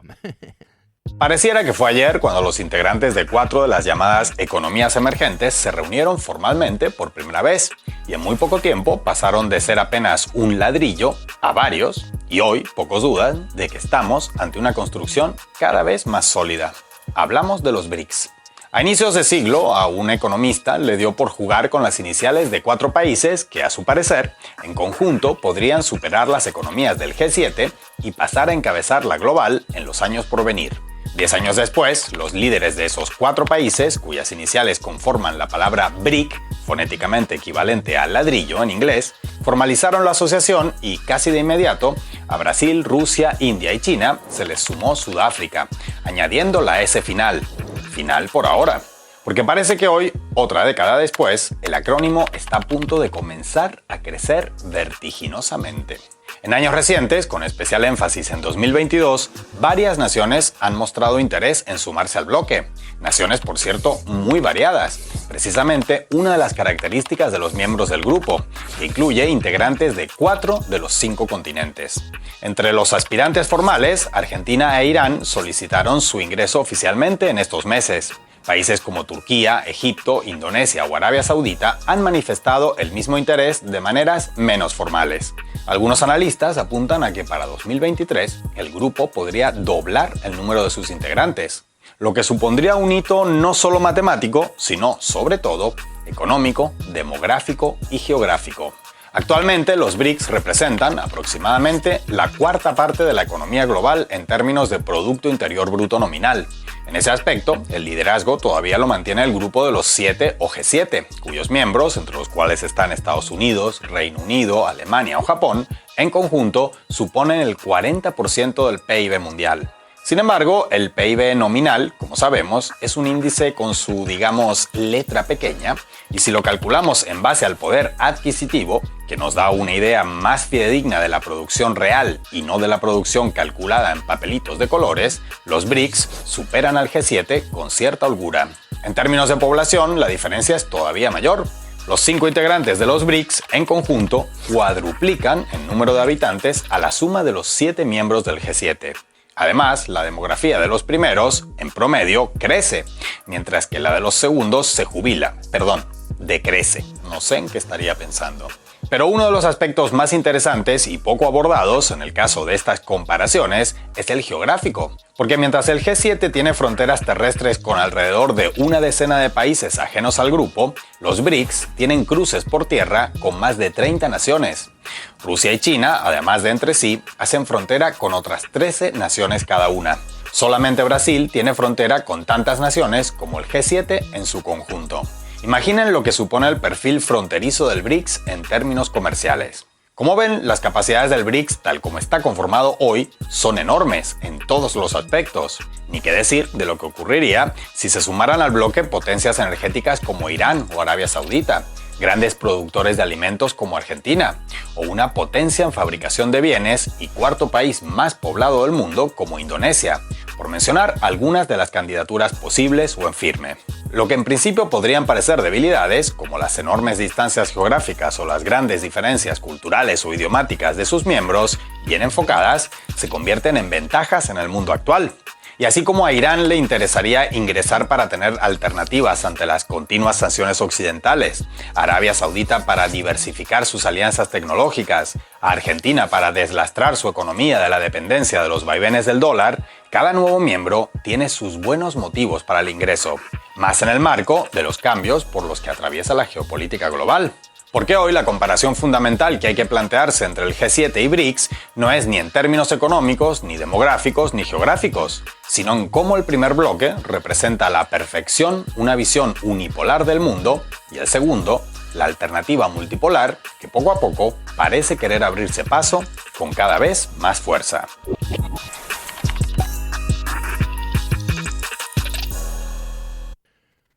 Bueno, para mí, en principio, me da la sensación que sería una muy buena noticia de que Argentina se incorporase a este bloque comercial, ¿no? Que por en principio es comercial, después veremos desde lo político cómo evoluciona la cosa.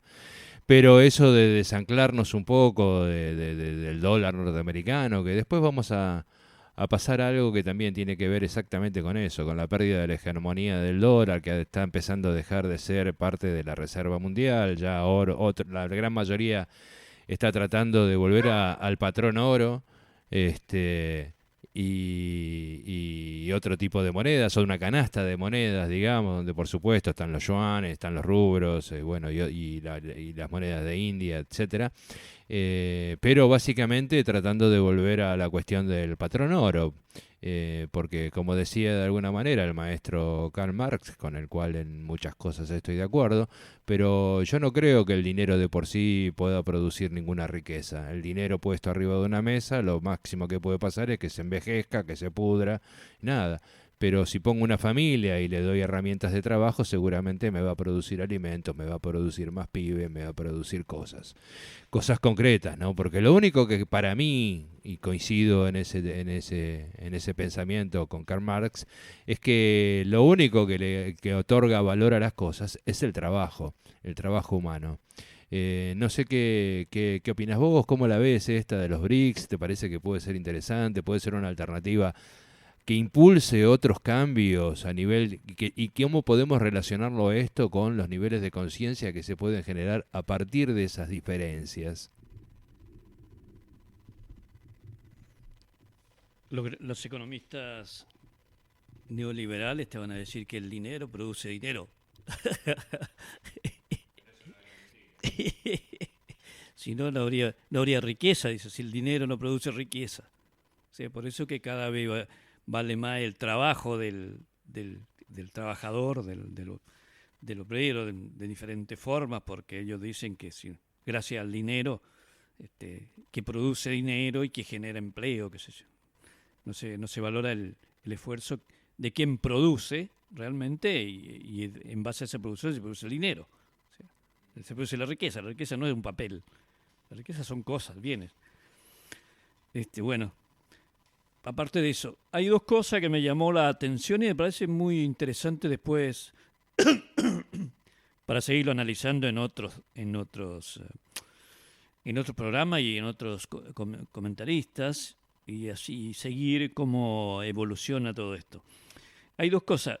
Primero que el BRIC cuando nació el BRIC con los 4 países, bueno, la mayoría de los analistas y economistas neoliberales decían, no, que eso va a durar 4 años, son 4 y va a durar 4 años, decían. Y eso no va a durar.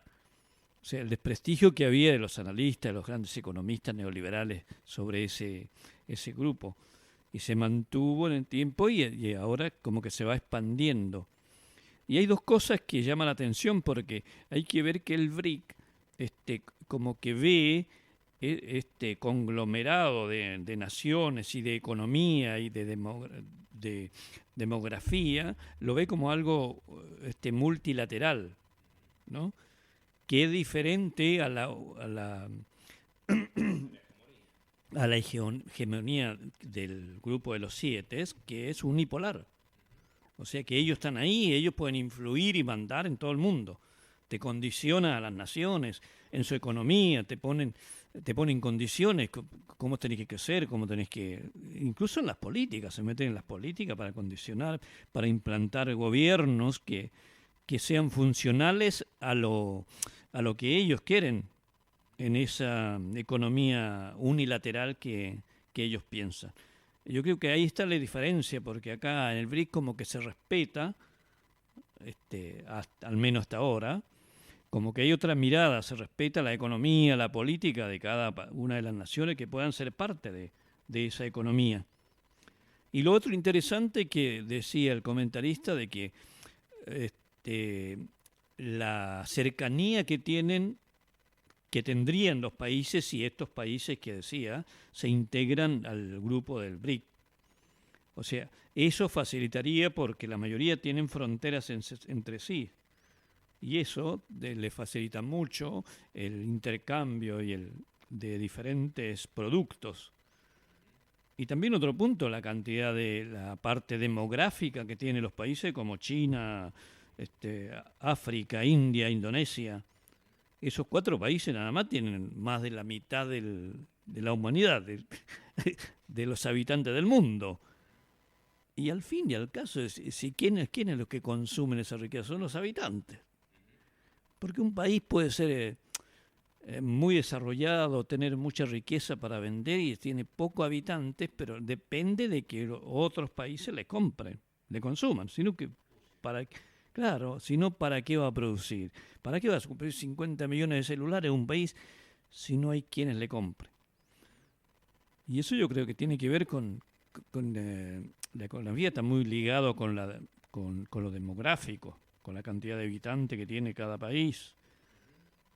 Y eso creo que va a generar un cambio, no sé si lento o rápido, pero va a generar un cambio. Y eso es lo que yo decía antes, de que el capitalismo no creo que cambie mucho de trasfondo, ni la globalización se va a acabar, pero va a tener otros actores y que va a ser mucho más multilateral. Y eso puede tener otro eje político, otro eje económico y una integración más hacia lo humano. Porque el capitalismo, ¿qué te hace? Te deshumaniza todo. O sea, como que el ser humano valen unos pocos nada más, el resto no. O sea que como que la sociedad es que tiene que ser, miran a las personas como una mercancía que produce mercancía y que consume mercancía. En el fondo, para ellos somos una mercancía. Claro. Y bueno, eso yo creo que puede cambiar de acuerdo, analizando un poco la conciencia y la cultura que tienen cada uno de estos países que integran el BRIC. Bueno, sí, tal cual. Y un poco lo que decís, ¿no? Los primeros 4 países que lo conformaron, que fue China, Rusia, la India y Brasil. Fíjate vos de que entre la China y la India tienen varios conflictos fronterizos, sobre todo que lo vienen disputando desde el año 49 hasta ahora. Y sin embargo, forman parte de este mismo grupo económico. Y un poco lo que decías vos, ¿no? Este multilateralismo, de alguna manera me suena mucho más, ¿cómo podría decirte? Mucho más cercano, mucho más posible poder desarrollar una verdadera democracia. Porque cuando tenés una hegemonía que va controlada por estos delincuentes que se juntan en Davos y que te hablan de que no consumas mucha energía porque contamina el planeta, y ellos andan de acá para allá en su jet privado que contaminan como loco, y que son en definitiva esos que determinan y que ponen como ejemplo la democracia, la primera democracia del mundo, la de Estados Unidos, que es la democracia más restringida que existe en el planeta, ¿no? Porque cuando la primera constitución de Estados Unidos fue votada, recordemos que únicamente votaban los propietarios. Era muy parecido a lo que hacían los griegos, donde los esclavos, los que estaban por afuera, eso no cortaban ni pinchaban, ni tenían ni voz ni nada. Y esta posibilidad, ¿no?, me trae, ¿no?, cuando pienso en China y la India con sus conflictos y sin embargo participando de un mismo espacio, me hace acordar a eso de que yo seguramente debo ser un sapo duro de tragar para muchísimos otros, pero hay muchísimos otros que también son tremendamente sapos para mí. Pero sin embargo soy consciente de que en un espacio democrático donde todos estamos en un círculo para hablar y que tengamos el mismo derecho de voz y voto, tenemos que convivir con esos otros sapos, donde nosotros mismos nos tenemos que reconocer como sapos para los otros. Y eso va a permitir un mejor desarrollo democrático. Y yo confío desde mi ombligo que lo que puede generar cambios realmente profundos, más allá de esa toma de conciencia de la que hablas vos, Simón, que obviamente estoy absolutamente de acuerdo, que es necesario un cambio de conciencia. Fíjate vos que toda la filosofía occidental que nosotros hemos mamado, sea Marx, sea Nietzsche, sea quien cuerno sea, siempre pone al ser humano como centro. Y yo no creo que eso es un gran error de parte de la filosofía occidental, porque el ser humano es parte, no es el centro, es una parte nada más. No hay centro. No, en una democracia no hay centro, somos todos centros al mismo tiempo. Y bueno, un poco esto en cuanto a la historia de la pérdida de la hegemonía de los países del G7 con su brazo armado militar que son los Estados Unidos, cómo en diferentes frentes se van notando estos cambios que se vienen produciendo en la sociedad globalizada, que tiene que ver con ese fin del reinado del dólar. Y lo vamos a convocar a Gabriel Bulgakov, que es un hermano latinoamericano de origen ruso, que hace un análisis sobre esto, que siempre tan rico, tan entretenido y siempre muy bien basado en datos. Dato mata relato, ¿no? Así que escuchémoslo a Gabriel Bulgakov, si se acerca el fin del reinado del dólar.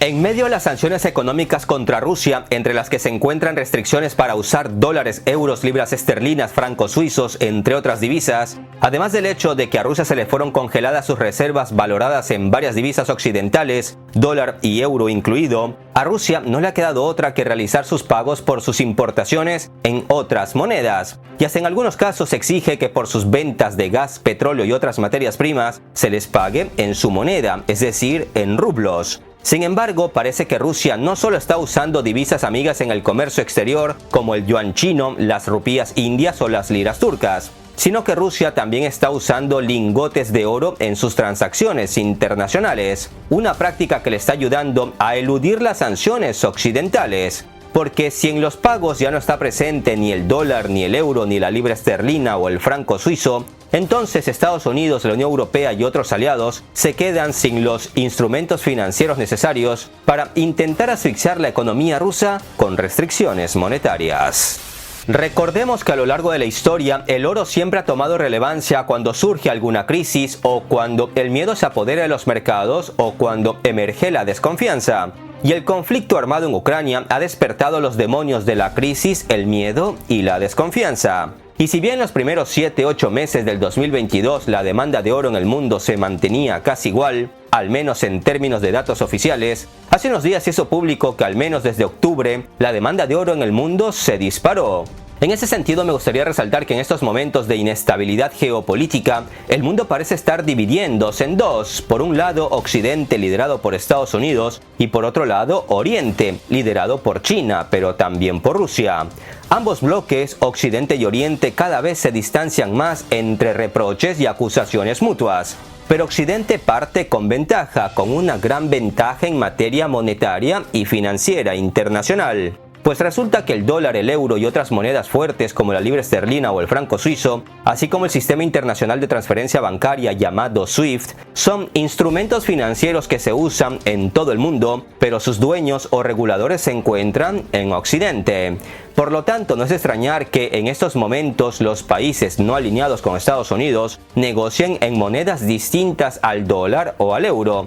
Pero no es la única forma en la que decenas de países pueden realizar sus pagos, pues el oro está volviendo a ser un instrumento de pago internacional.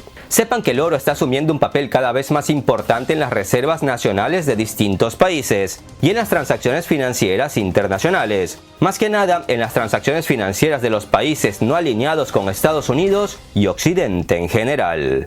En un reciente artículo, el periódico británico Financial Times sostuvo que los países que están hartos de la llamada tiranía del dólar están comprando oro, sustituyéndolo por sus reservas de divisas y usándolos para realizar transacciones en sus importaciones o exportaciones. Y ojo, lo de tiranía del dólar no es algo que me lo haya inventado yo. Es así como en el Financial Times describen el papel que tiene en el mundo el dólar estadounidense. Llegados a este punto donde recordamos sobre la tiranía del dólar, es donde ustedes, queridos amigos, se habrán acordado de Rusia y de China, dos países que actualmente se encuentran bajo presión occidental con sanciones y restricciones comerciales de por medio debido a la guerra de Rusia en Ucrania y a las pretensiones de China sobre la isla china de Taiwán. Vale recordar que Rusia y China, a diferencia de Reino Unido, no solo tienen grandes cantidades de oro en sus reservas, sino que al mismo tiempo también son grandes productores. ¿Por qué mencioné a Reino Unido?, se preguntarán ustedes. Pues porque si bien Reino Unido es considerado el país que alberga las mayores reservas de oro propias y de decenas de otros países, Reino Unido no produce oro. El oro que Reino Unido tiene fue heredado de su pasado colonial y de las reservas de oro que otros países le confían para guardarlo, algo que ocurre por el gran historial bancario que tiene, por ejemplo, el Banco de Inglaterra. En ese sentido, sepan que a lo largo del 2022 las bóvedas británicas se redujeron en 500 toneladas. A los precios de hoy, estas barras valen más de 30.000 millones de dólares, que es más o menos el PIB de naciones como El Salvador. Pero, ¿por qué las instituciones financieras de Reino Unido estuvieron vendiendo oro? Pues primero, no debemos olvidar que Londres es considerado uno de los centros más grandes de comercio de oro físico en el mundo. Y segundo, tal y como lo decía, a finales del 2022 la demanda de oro creció en medio de las tensiones geopolíticas en torno a Ucrania, a lo que se suma que el 2022 no fue un buen año para la libra esterlina, ya que la moneda británica ha estado perdiendo su valor. Todo esto provocó que los inversores que compran en el mercado de Londres o inversores que tenían en sus carteras libras esterlinas se interesaran por comprar lingotes del metal precioso para salvaguardar su capital. Esperemos que entre esos lingoticos que han vendido los bancos ingleses no se encuentren ni los de Venezuela ni los de Argentina. Pese a que el oro es una buena solución en casos de sanciones, muchos de ustedes pensarán que el comercio con oro tiene varias complicaciones, como la logística, ya que transportar toneladas de este metal de gran valor debería ser una tarea complicada. Sin embargo, permítanme decirles que el oro se transporta alrededor del mundo con mayor regularidad de la que ustedes se imaginan. Pues si usted vuela de Nueva York a Londres o de Londres a Zúrich, lo más probable es que en el compartimiento de maletas del avión vayan algunos lingotes de oro al lado de su equipaje. Pese a que comercializar con oro es menos complicado de lo que se puedan imaginar, la vía más sencilla, muchísimo más sencilla en el comercio internacional es usar una divisa fuerte y estable como el dólar o el euro y realizar los pagos por medio de bancos internacionales que usan el sistema SWIFT para realizar dichas transacciones. Por eso, la propuesta de Estados Unidos de 1944 de ofrecer al mundo su moneda como medio de pago internacional no era mala. Y si a esto le sumamos el sistema de pago internacional a través del código SWIFT, el dólar, que era y aún es una divisa fuerte, era la moneda ideal para ser usada en el mundo, y el SWIFT el sistema de pago ideal para materializar las transacciones. No obstante, si un país no se alinea con Estados Unidos puede restringir el uso del dólar, congelar las reservas valoradas en dólares y restringir el acceso al sistema SWIFT. Ese es el caso de Rusia, que fue excluida casi por completo del sistema bancario internacional SWIFT y tiene restricciones en el uso del dólar, por lo que pagar con oro es una excelente forma de solucionar los inconvenientes diseñados en Washington. En el caso de China, recordemos que el gigante asiático anda a moscas desde hace tiempo, porque sabe que si se mete en Taiwán le espera el mismo camino de restricciones, sanciones y congelamientos que sufre Rusia por la invasión de Ucrania. No en vano, China ha venido desarrollando alternativas de pago donde ya no será necesario ni el dólar ni el sistema SWIFT, ni ninguna moneda occidental. Si un país como Rusia quiere evitar el escrutinio occidental, basta con unirse al CIPS, un sistema chino análogo al SWIFT que ofrece servicios de pago y transferencias transfronterizas bancarias en yuanes, la moneda china. Otro punto importante que deben tener en cuenta es que operar con oro sin la supervisión de Estados Unidos es más fácil que operar con dólares. Las transacciones en dólares deben pasar por los mercados de Nueva York, donde se podrían quedar congelados, lo que es un gran inconveniente para los países que no están alineados con las políticas de Estados Unidos. Les pongo un ejemplo para que entiendan el asunto. Antes, cuando Rusia le vendía petróleo o gas o cualquier cosa a China, China le pagaba a Rusia en dólares, la moneda que desde 1944 tiene el estatus de moneda de comercio internacional. Cuando China le pagaba a Rusia en dólares, ese dinero necesariamente pasaba por un banco intermediario de Estados Unidos que tomaba una comisión, y solo luego de dar el visto bueno enviaba ese dinero a Rusia. Cualquier país que pague a otro en dólares, ese dinero necesariamente pasa por un banco intermediario en Estados Unidos. Si la transacción es en euro entre países que no pertenecen a la zona euro, digamos entre México y Argentina, el dinero pasa por un banco intermediario de la zona euro. Entonces, si no hay dólares ni euros en la ecuación, ni ninguna otra moneda occidental que mantenga sanciones a naciones rivales, las transacciones entre países no alineados con Occidente dejan de ser un problema. Si se hacen, digamos, en yuanes, en otra moneda amiga o en oro físico, que es justamente lo que está ocurriendo al otro lado de Occidente. El uso del oro como moneda de intercambio internacional es una forma de evitar el dólar y las sanciones. En todo lo dicho hoy no hay nada nuevo, pero nunca está de más hacer hincapié en lo que Estados Unidos está logrando con sus políticas de sanciones. Que decenas de países vendan sus reservas valoradas en dólares y las cambien por oro u otra moneda como el yuan. Y que decenas de países empiecen a comercializar internacionalmente ya no en dólares, sino en oro y en monedas independientes a los mandatos de Washington. En ese sentido, permítame recordarles un ejemplo de hace 10 años, cuando Turquía pagó miles de millones en oro a Irán por el suministro de gas, luego de que Irán recibiera duras sanciones económicas por su programa nuclear. En ese entonces, Suiza se convirtió en el principal proveedor de lingotes de oro para Turquía. Irán, a su vez, vendía esos lingotes en el mercado de los Emiratos Árabes Unidos por otras monedas fuertes que no fueran ni dólares ni euros. Como dato curioso, recordemos también que Turquía es miembro de la OTAN. Y si Turquía, un aliado de Estados Unidos y Occidente, usaba este mecanismo para eludir las sanciones de su aliado, Estados Unidos, nadie debe poner en duda que los pagos con oro son un mecanismo que Rusia, China y otros países están usando y usarán durante mucho tiempo como forma de eludir las sanciones y los congelamientos de activo por parte de los países occidentales. Debido a que en los últimos meses del 2022 la demanda de oro subió significativamente, el año 2022 en su totalidad se convirtió en el año con mayor demanda de oro desde 1967, es decir, desde hace 55 años. Así lo informan analistas del Consejo Mundial del Oro. En el periódico británico Financial Times explican esta dinámica en el alza de la demanda de oro a finales del 2022 como el deseo de distintos países de diversificar sus reservas, abandonando el dólar estadounidense.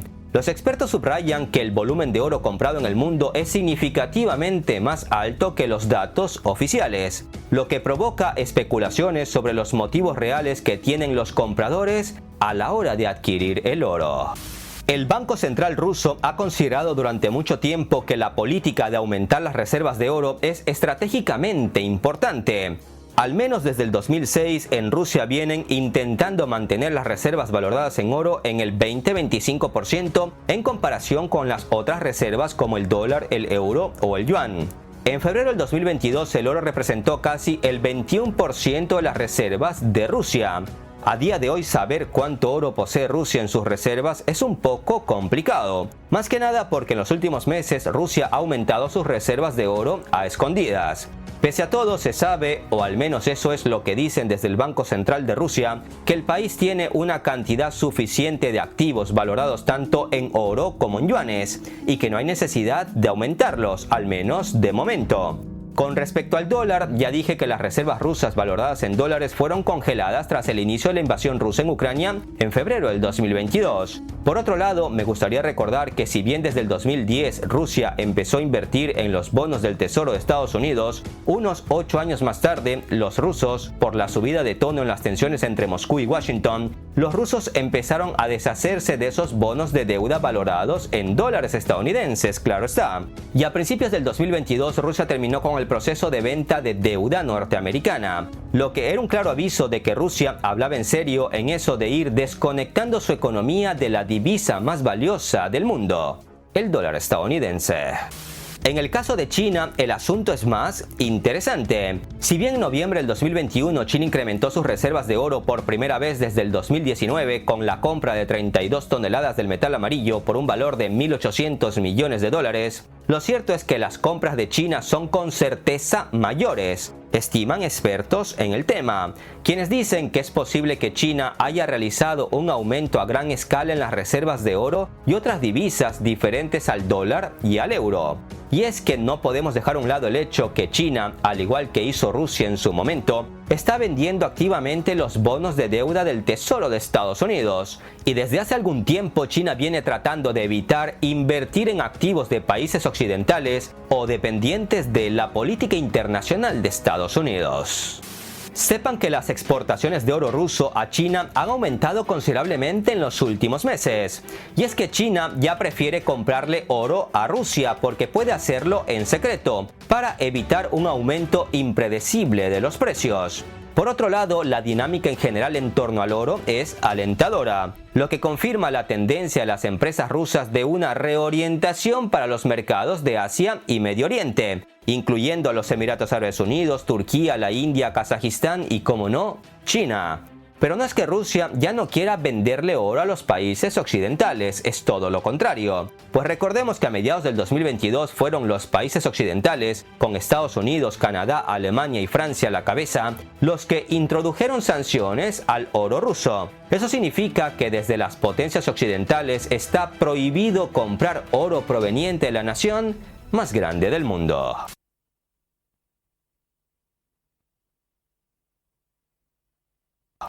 Un punto importante que deben tener en cuenta es la inflación en Estados Unidos y la zona euro. Si la inflación se mantiene alta, se espera que tanto en Estados Unidos como en la Unión Europea vivan un escenario de estanflación, lo que llevará a muchos a invertir en oro como medio seguro para salvaguardar sus ahorros y riqueza, lo que a su vez elevará el precio del metal precioso. Al mismo tiempo, es probable que la demanda de oro en China y la India siga siendo alta, y en China crecerá aún más tras el fin de su política de COVID-0, una política china que ante el mínimo contagio cerraba ciudades y fábricas, lo que mantenía paralizada la economía de distintas urbes por varias semanas. Esta política china ya se acabó, y aunque las muertes han incrementado, se espera que de a poco en China empiece a aumentar la demanda de una gama de productos, entre ellos materias primas como el gas y el petróleo.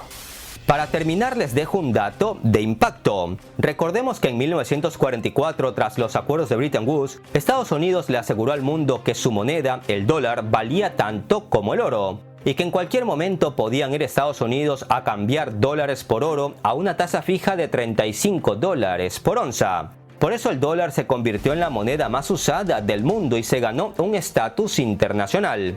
Pero a finales de los años 60, en Francia olieron algo raro en todo este asunto y decidieron mandar barcos a Nueva York repletos de billetes verdes para cambiarlos por oro verdadero, tal y como Estados Unidos lo había prometido en 1944. El ejemplo de Francia lo siguieron algunos países europeos en 1967, año en el que, como decía, se registró una de las mayores demandas de oro en la historia.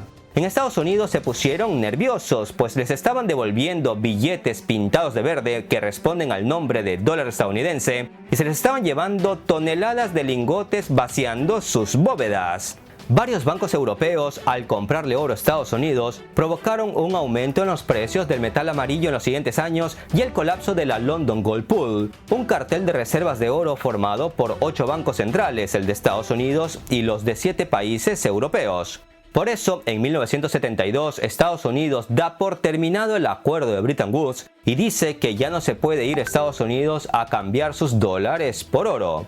Si nos ubicamos en la actualidad, y tal como lo comenté al principio, en los últimos meses la demanda de oro ha subido tanto que es algo que no se veía desde 1967. No en vano, no son pocos los expertos que advierten grandes cambios en la economía mundial.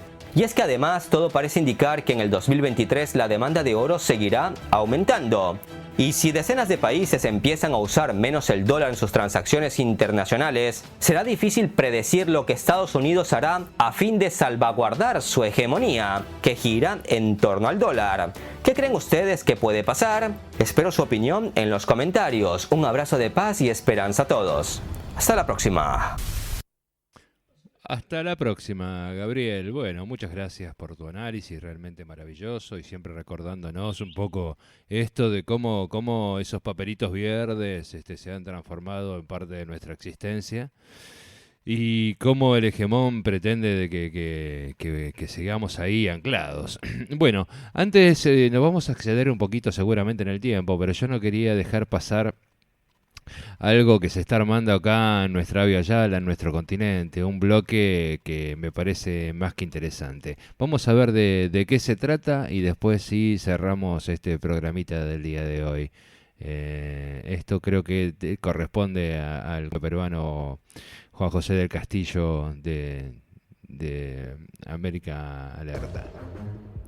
Pesadilla para Estados Unidos.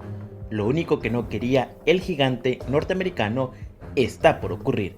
Maduro ha revelado negociaciones para el nacimiento de un poderoso bloque de avanzada en Sudamérica, conformado por Argentina, Brasil, Colombia y Venezuela, con el fin de unirse a la senda marcada por China y Rusia.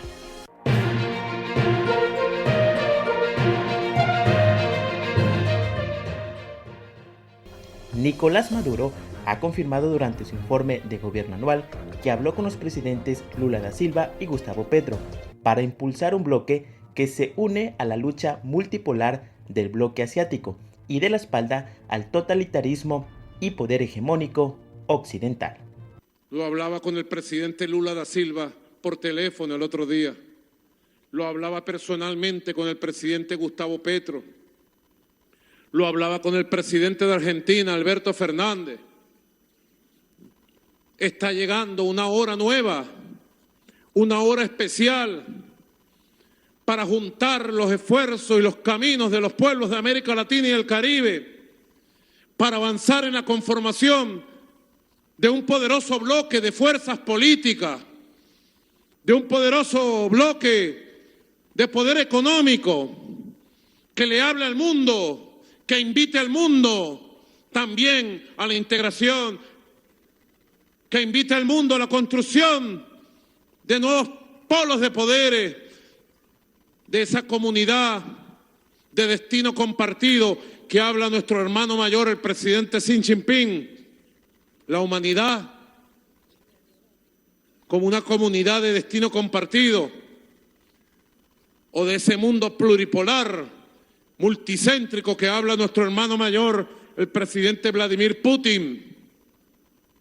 Para que ese mundo llegue, hace falta un bloque latinoamericano, caribeño, cohesionado, unido, avanzado. Y así lo digo, así lo anuncio, Venezuela se pone al frente de la batalla por la construcción de ese mundo de patria grande, de esa fuerza independiente y soberana que le va a traer más felicidad, progreso y prosperidad a nuestra patria y a todo el continente latinoamericano y caribeño. Vamos ahora a la opinión de Antonio Villamil. Hola Roberto, un saludo a los amigos de América Alerta. Muchas gracias por estar en el canal, por su atención en este ya 2023. Ahí vamos, ahí la llevamos haciendo presencia. Fíjense que es interesantísima la revelación de Nicolás Maduro de estas negociaciones, de estas conversaciones telefónicas entre los vecinos Nicolás Maduro, Gustavo Petro, Lula da Silva, 3 hombres de izquierda, desde luego 3 figuras distintas, también como proyectos de país y realidades de país muy distintos, pero con un objetivo claro de reintegrar a la América Latina. Son las 3 figuras que, bueno, están revitalizadas. Maduro ya tiene un buen rato, pero Lula está regresando, Petro va llegando. Son 3 figuras que van a revitalizar el intento por unir a América Latina en un solo bloque fuerte. Lo intentaron el presidente mexicano López Obrador, el presidente de Argentina Alberto Fernández, que luego acabó bastante de tapete, ya prácticamente un esquirol de Estados Unidos, Alberto Fernández. Y ni duda quepa que también pues Gabriel Boric lo está haciendo. Boric está en su papel de ser un infiltrado más de los Estados Unidos. El asunto es aquí la negociación del eje y lo que decía Nicolás Maduro, interesantísimo, un eje que lejos de plegarse a los deseos de Estados Unidos, como lo que Estados Unidos quisiera que estuvieran a sus pies, buscará convertir, hacer realidad la aspiración de que haya un mundo multipolar. Es decir, irse con la agenda de China y de Rusia para el mundo, con una agenda en la que también está interesada bastante África, que por cierto acaba también en una reunión que hubo en Washington, pues acaba de despreciar totalmente a Joe Biden. Entonces es interesantísimo. Habrá que ver qué ocurre en la CELAC cuando en unos días cambie de estafeta, se vaya el traidor de Alberto Fernández y llegue una nueva visión de las cosas, ahora con la presencia de Lula, con la presencia de Petro, de Maduro y demás personajes. Y esto de ir en el sentido del bloque asiático, que va a poner a Estados Unidos furiosos. Seguimos viendo el video. El presidente Nicolás Maduro también ha enfrentado a una antigua potencia colonizadora, el Reino Unido. Y es que ese país supremacista emitió un comunicado reconociendo a la casi desaparecida Asamblea Nacional de 2015, de la que salió el gobierno ridículo de Guaidó, ya borrado del mapa. El gobierno del Reino Unido emitió este pasado jueves un comunicado en el que ratificó su compromiso con la democracia en Venezuela y rechazó la legitimidad de la administración que estableció Nicolás Maduro en las últimas elecciones de 2018. El anuncio se dio luego de que el pasado 30 de diciembre la Asamblea Nacional establecida en 2015 decidiera poner fin al interinato presidido por Juan Guaidó desde el 5 de enero del corriente año, ya que no cumplió con su objetivo de poner fin al gobierno de Maduro. Sin embargo, el Parlamento seguirá vigente a fin de resguardar los activos en el exterior y seguir luchando contra el gobierno chavista. La resolución contó con el respaldo de 72 miembros y solo 29 votos en contra. 8 personas se abstuvieron. Respetamos el resultado de esta votación. Seguimos considerando a la Asamblea Nacional elegida en 2015 como la última Asamblea Nacional electa democráticamente en Venezuela y tomamos nota de la votación que extiende su mandato por un año más, se lee en el escrito. Pues Maduro tuvo una respuesta para ellos. El Reino Unido de la Gran Bretaña ha sacado un edicto real donde reconoce solo como Asamblea Legítima de Venezuela la de 2015. Risible, ridículo, de verdad, que a esta altura todavía ellos se presten a la farsa, a la mentira. Cuando en Venezuela quien legisla, quien aprueba presupuesto, quien vigila la hacienda pública, quien designa los poderes, como el poder electoral, que he escuchado en el debate político de los partidos que tienen la intención de renovar el poder electoral, es lo que he escuchado en los discursos de los líderes políticos. Diosdado, es lo que he escuchado yo, me ha llegado por los discursos. Quien designa las autoridades, los poderes, como lo determina esta Constitución, es única, exclusiva y de manera determinante la Asamblea Nacional electa por el pueblo en el año 2020 e instalada el 5 de enero del año 2021. No existe otra. Lo demás es Narnia. Lo demás es la República de Narnia. Lo demás es una farsa montada como parte de una agresión política, económica, financiera, energética, diplomática, como parte de una amenaza para recolonizar a Venezuela que nosotros supimos enfrentar, y puedo decir hoy en el 2023, nosotros supimos enfrentarla y supimos derrotarla. Y no existe, ni las cenizas quedaron de la antigua Asamblea Nacional de Patria del 2015, ni las cenizas quedaron. Gracias por ver este video, no olviden suscribirse, compartir y comentar. Bueno, como decía Maduro, ¿no? En la República de Narnia únicamente, pero bueno, los ingleses estos aprovechan cualquier excusa con tal de robarte y no devolverte lo que te pertenece.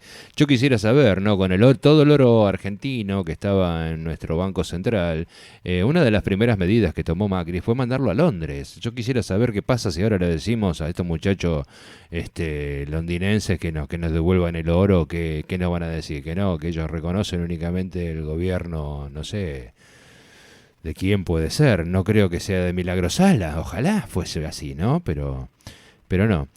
Bueno, les agradecemos a todos por el aguante, por haber estado ahí, por los mensajes que hemos recibido, que fueron muchos, pedimos perdón por